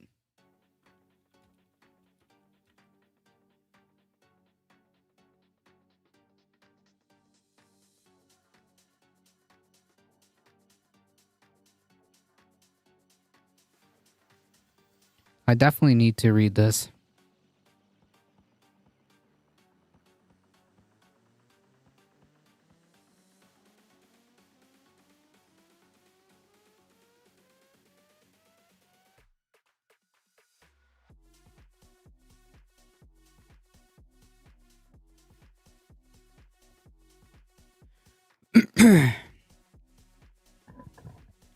FBI agents have boarded the ship responsible for the Baltimore Bridge collapse as investigation continues.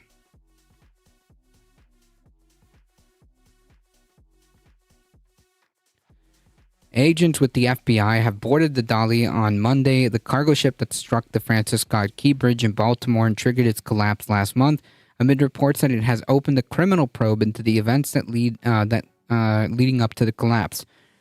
Oh boy. The agency has opened a criminal investigation into the bridge collapse that will focus on whether the crew of the ship, named the Dolly, knew that its systems had issues when it left port. The Washington Post first reported. This kind of gets me thinking, like, if it's true that this company, Maersk, or whoever, Maersk, I think, was telling employees to purposely not report or to report any issues with them first and not to the Coast Guard directly, and in fact had been sanctioned or fined. I wonder if more and more this is, we're going to get more revealed later. In a statement to USA Today, the agency said that the FBI is present aboard the cargo ship conducting a court-authorized law enforcement activity. There's no other public information available, and we will have no further comment. The FBI's involvement in the Baltimore Bridge collapse was expected, as the Bureau has the lead for terrorism investigations, according to a senior government official. The official, who had not been authorized to speak publicly, characterized the FBI's work on the Dolly as standard operating procedure. In the hours after the crash, terrorism was clearly deemed unlikely by government officials, who focused on the loss of power aboard the ship as likely the cause of the accident. However, the FBI is the agency that makes a final determination on terrorism and will thoroughly investigate the possibility. This seems kind of silly, though. Accidents involving ships are generally conducted by the Coast Guard and at times the National Transport Safety Board. Both agencies have been involved since the early days of the investigation. Given the overlapping concern in Baltimore about possible criminal negligence, a foreign flag vessel in U.S. territorial waters, and at least the possibility of terrorism, several agencies will be involved. Yeah. This seems more likely. Sub-agencies will likely drop out when the investigation of their concern is completed. Yeah, I gotta shut up the conspiracy theorists. The investigation will also focus on the events leading up to the collapse and whether federal laws and regulations were followed. Eric Barron, the U.S. Attorney for Maryland, said in a statement emailed to USA Today, "My office generally will not confirm the existence of or otherwise comment about the investigations. However, the public should know whether it's gun violence, civil rights abuse, financial fraud, or any threat to public safety or property. We will seek accountability for anyone who may be responsible." On the same day, the FBI personnel boarded the ship. Baltimore Mayor Brandon Scott announced that the city plans to take legal action against the owner, charter, and manager and manufacturer of the Dolly, as well as any other potential liable third party. Oh, this is going to be quite the legal poop storm. The announcement comes after the Grace Ocean Private Limited, the ship's owner, and Synergy Marine Private Limited, its manager, filed a petition in Maryland District Court earlier this year in a preemptive attempt to exonerate the two companies from any claims or damage costs they incur, above $43 million as a result of the disaster. Jesus Christ.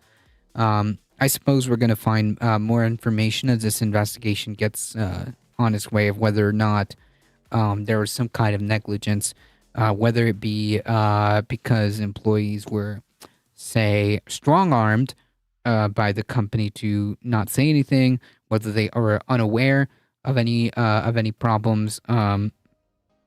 That is, I suppose, what they're going to find out.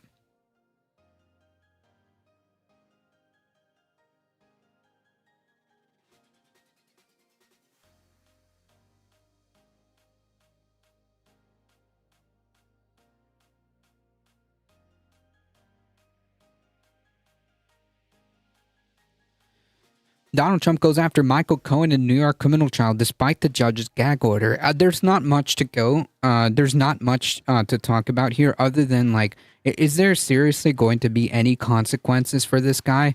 Like, it seems to me like this dude literally does not care at all. He perceives himself to be above the law, and it doesn't matter. This judge has already told him several times, and now this is a blatant violation of the gag order. This is not a possible violation. This seems to me like a complete and total blatant violation of this by attacking Michael Cohen as a potential witness.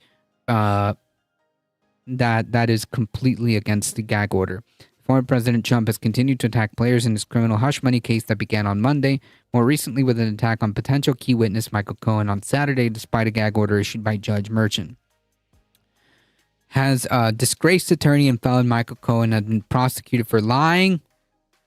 The former president has shown a penchant for launching accusations and insults toward judges, prosecutors, and potential witnesses he deems hostile, but could face fines or even jail time if Merchan determines it runs afoul of a gag order the judge issued and more recently expanded. Based on what Merchan described as a history of threatening, inflammatory, and denigrating statements against officials, court staff, prosecutors, he issued an order in late March barring Trump from publicly commenting about the participation of potential witnesses in the case, such as porn star Stormy Daniels and former Trump lawyer Michael Cohen. Excuse me. So yeah, is there going to be any type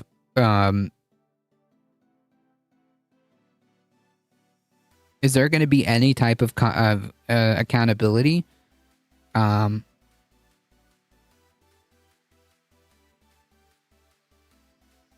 was just informed that another corrupt New York judge, Juan Merchan, gagged me, so that I could not talk about the corruption and conflicts taking place in this courtroom. Trump is also blocked from making any public comments about potential or actual jurors, but he has continued to go after Merchan's daughter by posting clips of others talking about her, such as a segment from Fox News in which Brian Kilmeade claimed the judge's daughter is a Democratic activist. During his recent New York civil trial, Trump claimed without evidence that a clerk for Judge Engoron was in a romantic relationship with a prominent Democratic lawmaker, leading the judge to issue the gag order. During the trial, Engoron said his office has been inundated with threats from Trump supporters, which... yeah, no doubt. I heard Trump fell asleep during the trial. Yeah, I heard about that too. In the civil trial, Engoron imposed a gag order and Trump was fined $10,000 after the judge determined that Trump violated this gag order by reiterating his public attacks. Remembers gagging with a spoon? Engoron fined Trump twice for $15,000, which is only 0.000006% of the estimated $2.6 billion net worth at the time. Yeah, anyone else would have been in jail. No doubt about it. Anyone else would have been in jail. So that's nice, you know. Just allowing this dude to just do whatever he wants. No consequences whatsoever so far.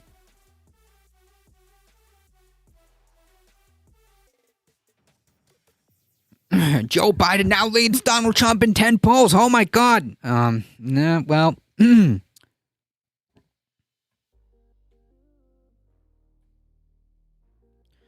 With 7 months to go until the election, incumbent President Biden is beating his Republican challenger in a series of recent polls.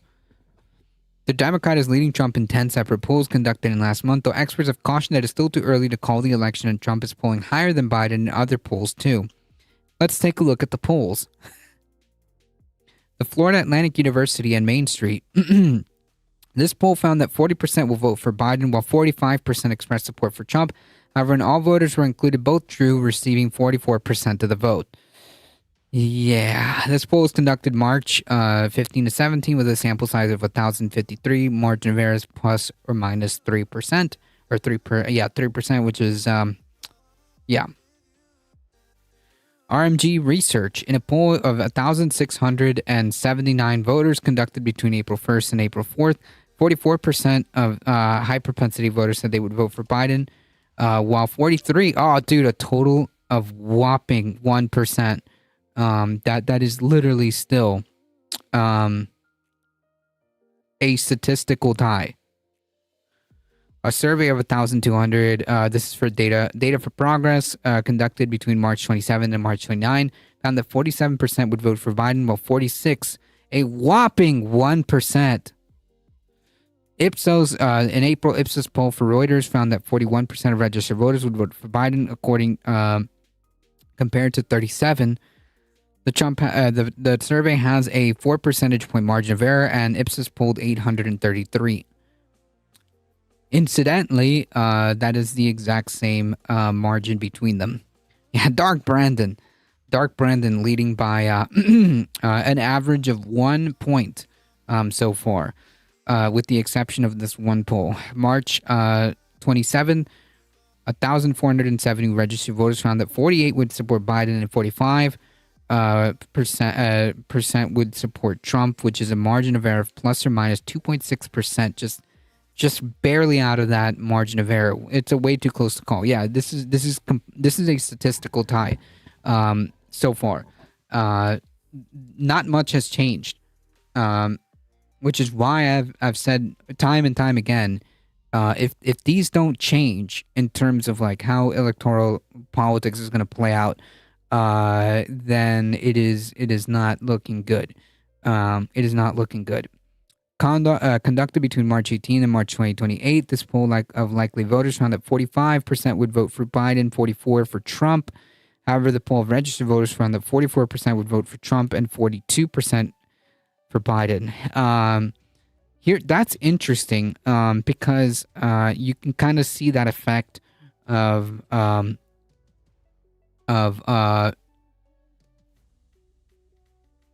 you can see the effect of how many people who are registered to vote are going to die hard vote for Trump, versus like how many people would die hard vote for Biden. It's better for Biden than it's been, but it's not good. Yeah, like if you kind of look at the overall synopsis of everything, it's been pretty consistent for the past, I can't remember. It's been the same, and that's not great. It's not good. A Marist College poll of 1,305 people for NPR found that Biden has a support of 50% and Trump has a support of 48%. The poll was conducted between March 25 and March 28th, 1,199 people. Margin of error 30.7 points. A poll of 1,265 registered voters revealed 43 Biden, 40% Trump. The April 3rd to April 4th, April 3rd, April 5th has a margin of error plus or minus 2.8 points. Also, just to note, like, man, you know what's another important bellwether? The swing states. And according to a poll of 2,510 registered voters, 44% would vote for Biden, while 43% would vote for Trump. Like, does this, like, I wouldn't even write this article in the way that they wrote this.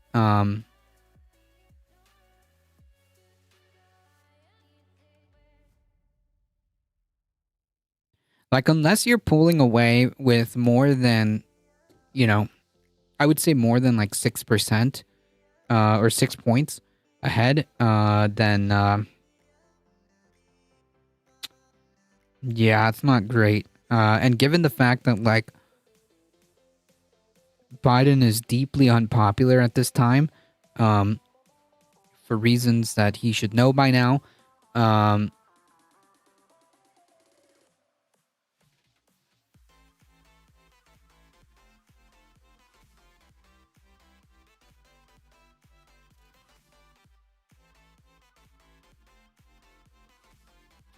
Data for Progress of survey of 1,200 voters. The point being is that, like, when polls are like this, it usually is not good news. It's usually not good news for the Democratic candidate. A survey of 1,200 likely voters conducted between March 27 and March 29 found that 40% would vote for Biden, while 46% would vote for Trump. Whew. Yeah, so, this is a common theme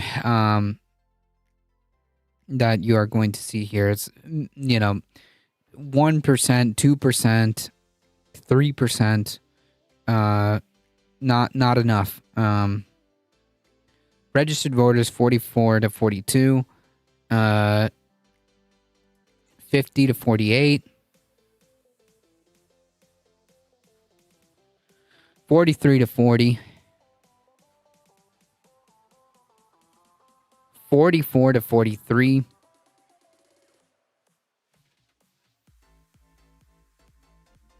46 to 45,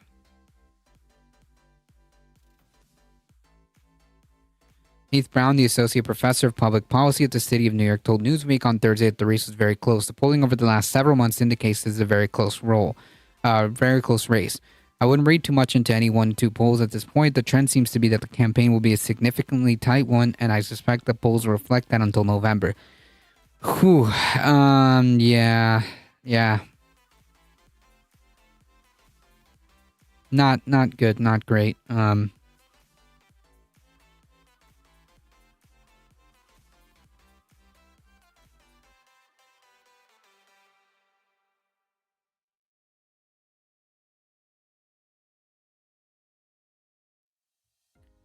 I know people are saying Biden's going to win, but I'm worried. I'm not as confident. If Biden does win, it'll be by an incredibly thin margin. So that's going to be interesting to say the least.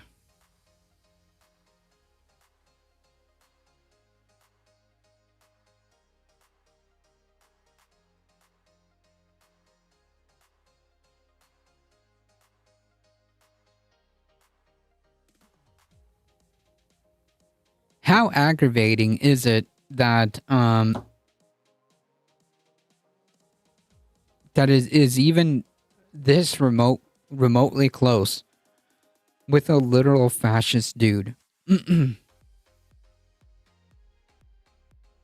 How embarrassing is it that you can barely pull 1 to 3 points, 4 points if you're lucky, next to the guy who's literally facing criminal trials for the attempt to overturn the election?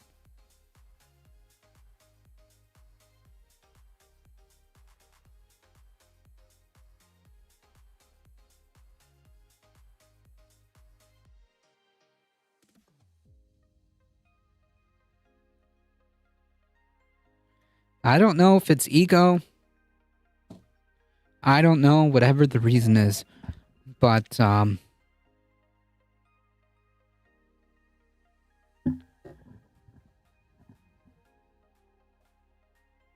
don't know if it's ego.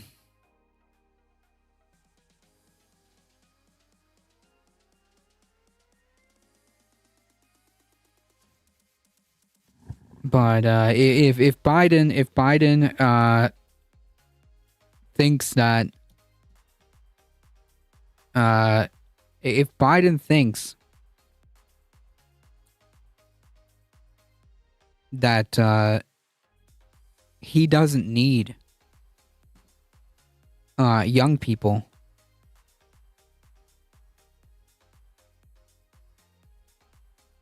and a huge population of Arab Americans, Palestinian people, he is dead wrong. If he doesn't think that he needs the left, this isn't gonna be 2020. Yeah, it's literally just that, Irked. It's Gaza. I don't know if it's ego that he can't bring himself to realize the gravity of just how much. Maybe like, because being aware of what the problem is, of like why people are angry at you, is one thing, but being able to like follow through with it is another. I don't know. Whatever the case may be, that's going on in there. Maybe they believe that I don't know. They just have to, regardless of the political ramifications, they just have to support Netanyahu, and doesn't matter if he's It doesn't matter if he's committing genocide. It doesn't matter. He's doing ethnic cleansing. You support Israel no matter what. So I don't know if that's just something that's been ingrained, and he can't seem to get out of that. I don't know. He has said it multiple times, not just once. He has said it multiple times that he is a Zionist.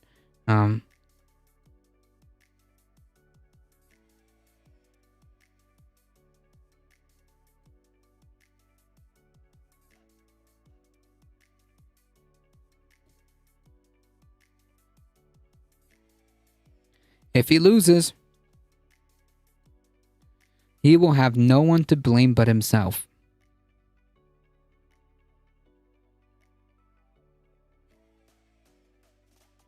If he loses, he will have no one to blame but himself. It's core belief that we have to protect Israel first.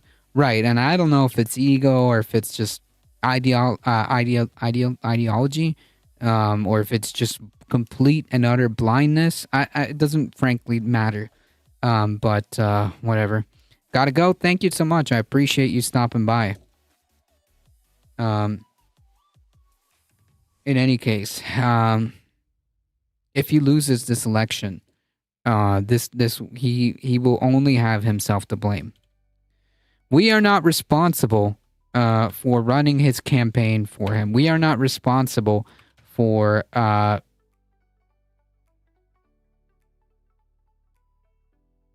making the terrible decisions and indecisions that he's done. If the uncommitted votes are anything to show, if the uncommitted votes and the uncommitted and what is the other one? The other ones that happen in different states. If that isn't enough, yeah. All right, we've got one more article, and then we gotta go because it's food time. Arizona Democrat says enshrining abortion rights in Constitution is the best remedy to the 1864 ban. Yeah, you know what? I think that this plan has been successful, almost, if not 100% of the time. This plan has been successful, so I think that people who believe in the right to bodily autonomy should continue to push this in every single state, that's possible. I'm voting for him, but I know a lot of leftists that aren't. And this ain't gonna be like 2020.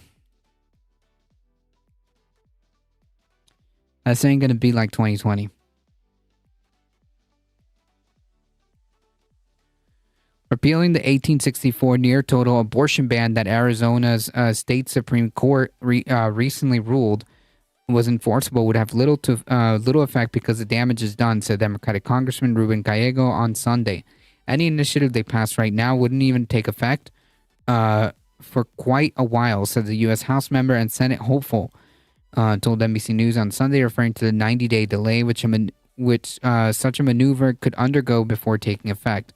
He also said a repeal would be vulnerable to being neutralized by future iterations of the state legislature, remarking it could just get overturned by another state house or state senate. Gallego instead maintained that codifying abortion rights in the Arizona Constitution through a public referendum was the best countermeasure available for the state Supreme Court's decision, clearing the way for the authorities to enforce a ban with exceptions for medical emergencies, but not for rape or incest, which to be determined, as we've seen how exceptions, medical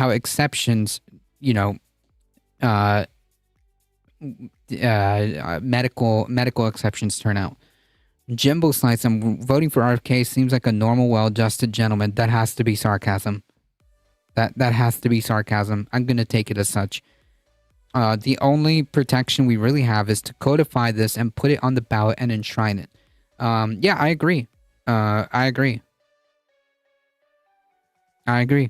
I think that the movement to codify things through ballot measures or constitutional amendments throughout the country have been incredibly successful, even in deep red states, even in deep conservative states. So I think that I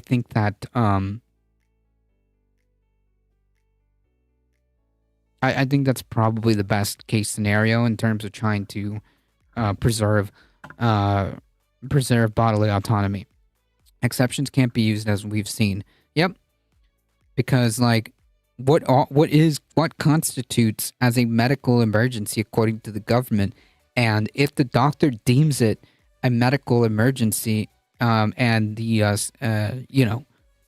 executive side, the legislative side, deems that it is not a medical emergency, will doctors then be held criminally or civilly liable? And therefore, it's probably best to just not perform the abortion, which is the point, right? The point is to put that dilemma in front of physicians so that they don't.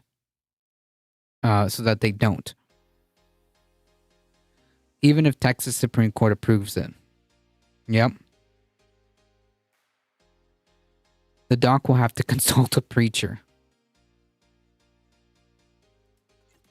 The only protection we really have is to codify this and put it on the ballot and enshrine it.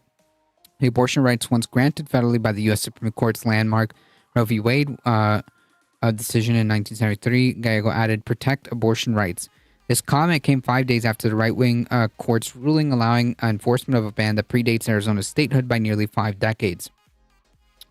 The law has not immediately taken effect, but is bound to supersede a separate 15-week abortion ban that the state passed separately. An Arizona state lawmaker quickly moved to repeal the 1864 ban, but has so far been blocked from advancing its proposals by fellow Republicans. The ruling in question was made possible thanks to the removal of abortion rights at the federal level in 2022 by Supreme Court counting on 3 conservative justices appointed by Trump. The elimination of federal abortion rights have driven Democratic victories in elections ever since, and confronted with the reality that most in the U.S. support at least some level of abortion access, Republicans who cheered the reversal of Roe v. Wade scrambled to distance themselves from the Arizona Supreme Court ruling, April 9th's ruling. That includes Kari Lake, the Republican who in the fall plans to run for the Arizona Senate seat held at the moment by independent Kyrsten Sinema. This total ban on abortion the Arizona Supreme Court just ruled on is out of line where the people of the state are, said Kari Lake, who was endorsed by Trump in a video on Thursday. This is such a personal and private issue. Yeah, but like you guys made it this. So, you know, talking out of both ends of your mouth here. Lake had previously expressed her approval of the Arizona's 1864 abortion ban after the U.S. Supreme Court eliminated Roe v. Wade, and before she lost the state's gubernatorial race election to her Democratic rival, Katie Hobbs. And Gallego has seized on that change of position, telling MSNBC recently that Arizonans aren't dumb. They know that Kari Lake is lying and willing to say anything she can to win and hold power, and they will not trust her with this. Gallego's campaign has helped a coalition of reproductive rights groups collect signatures aiming to put a referendum on the Arizona ballot for the November election, proposing to enshrine abortion rights in the state constitution. The proposed constitutional amendment would establish a fundamental right to abortion up to the 24th week of pregnancy, with the exception to protect lives and physical mental health of pregnant people. The ballot initiative campaign organizers say they have about 120,000 more signatures than needed to get this issue before voters in November, but that cushion is necessary because those opposed to the campaign have the right to scrutinize and challenge the validity of those signatures. An Iraq war veteran who served with U.S. Marines, Gallego's first term in the House began in 2015 and has been representing his current district since 2023. Both he and Lake are heavily favored to advance out of the respective parties' Senate primaries in July to run in November for a seat being left vacant by Sinema, who chose not to seek re-election. This is probably the best course of action, is to put this up as ballot initiatives or constitutional amendments, depending on how that goes from state to state. If this comes up in Arizona, pay attention, folks, because this is one of the few one of the few tools that still remain where you can have a direct impact on these things. The same goes for Florida, by the way. Florida, this November, Florida has abortion rights on the ballot, and as ballot initiatives, and the legalization of marijuana. Even in the reddest of red states, folks, it can be done.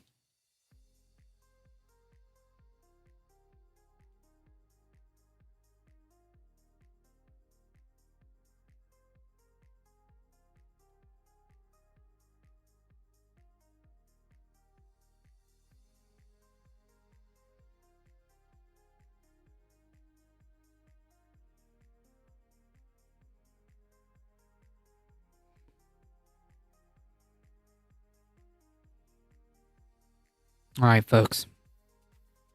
It's time for me to get some dinner, folks.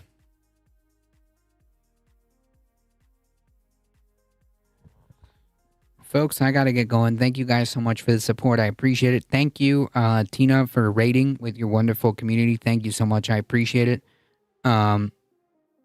Please consider checking Tina, twitch.tv/Tina_2. Thank you to all the folks who hanged out in chat. Thank you, Heat, for the subscription. Thank you, Soulless, Death and Despair, for the follow. Sean the Pop, thank you for the follow. I appreciate it. Irked, thank you for hanging out. Jimbo Slice, Michael Hassler, thank you for modding. Thank you, Heat, for modding. I appreciate that. Kamikazion, thank you for hanging out. I appreciate it. Firefly, thank you for hanging out. I appreciate it, for being part of the stream. Let's see who else. Make sure I didn't miss anybody. OMG Sticks, thank you for hanging out and mixing it up in the chat. I appreciate it. Bipedal Meatbag, thank you. The Simon Locker, thank you for hanging out. I appreciate it. Cognizant, thank you for hanging out. I'm Just Me, thank you for hanging out. I appreciate it. Thank you for having me. Thank you for stopping by. I appreciate it. Cosmic Seeking, Girly the Bear, thank you so much. I appreciate it. Judgment Free Zone, thank you. I appreciate it. I think I got everybody.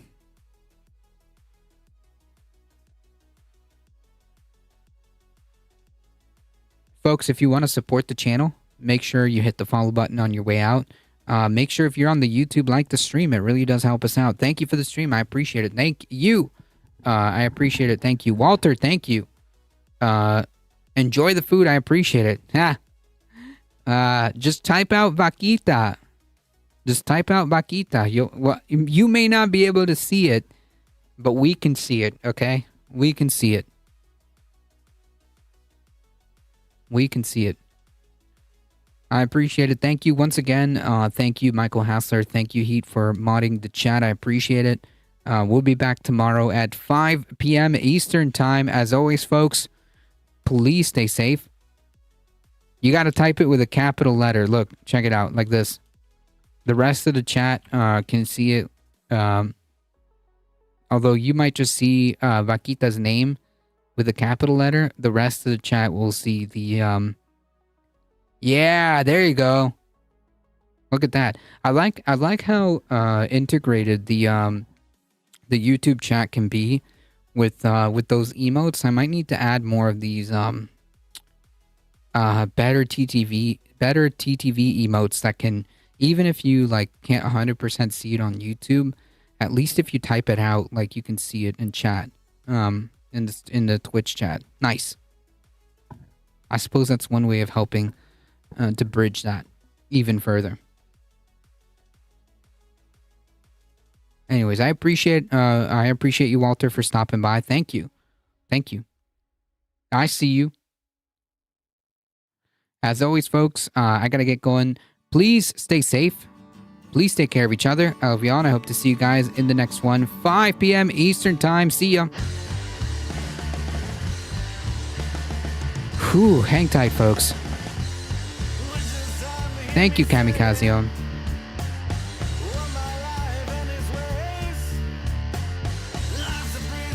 YouTube emotes game week.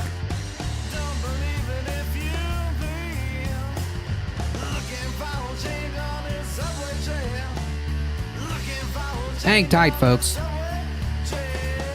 We're heading out in 5, 4, 3, 2, 1. Bye-bye.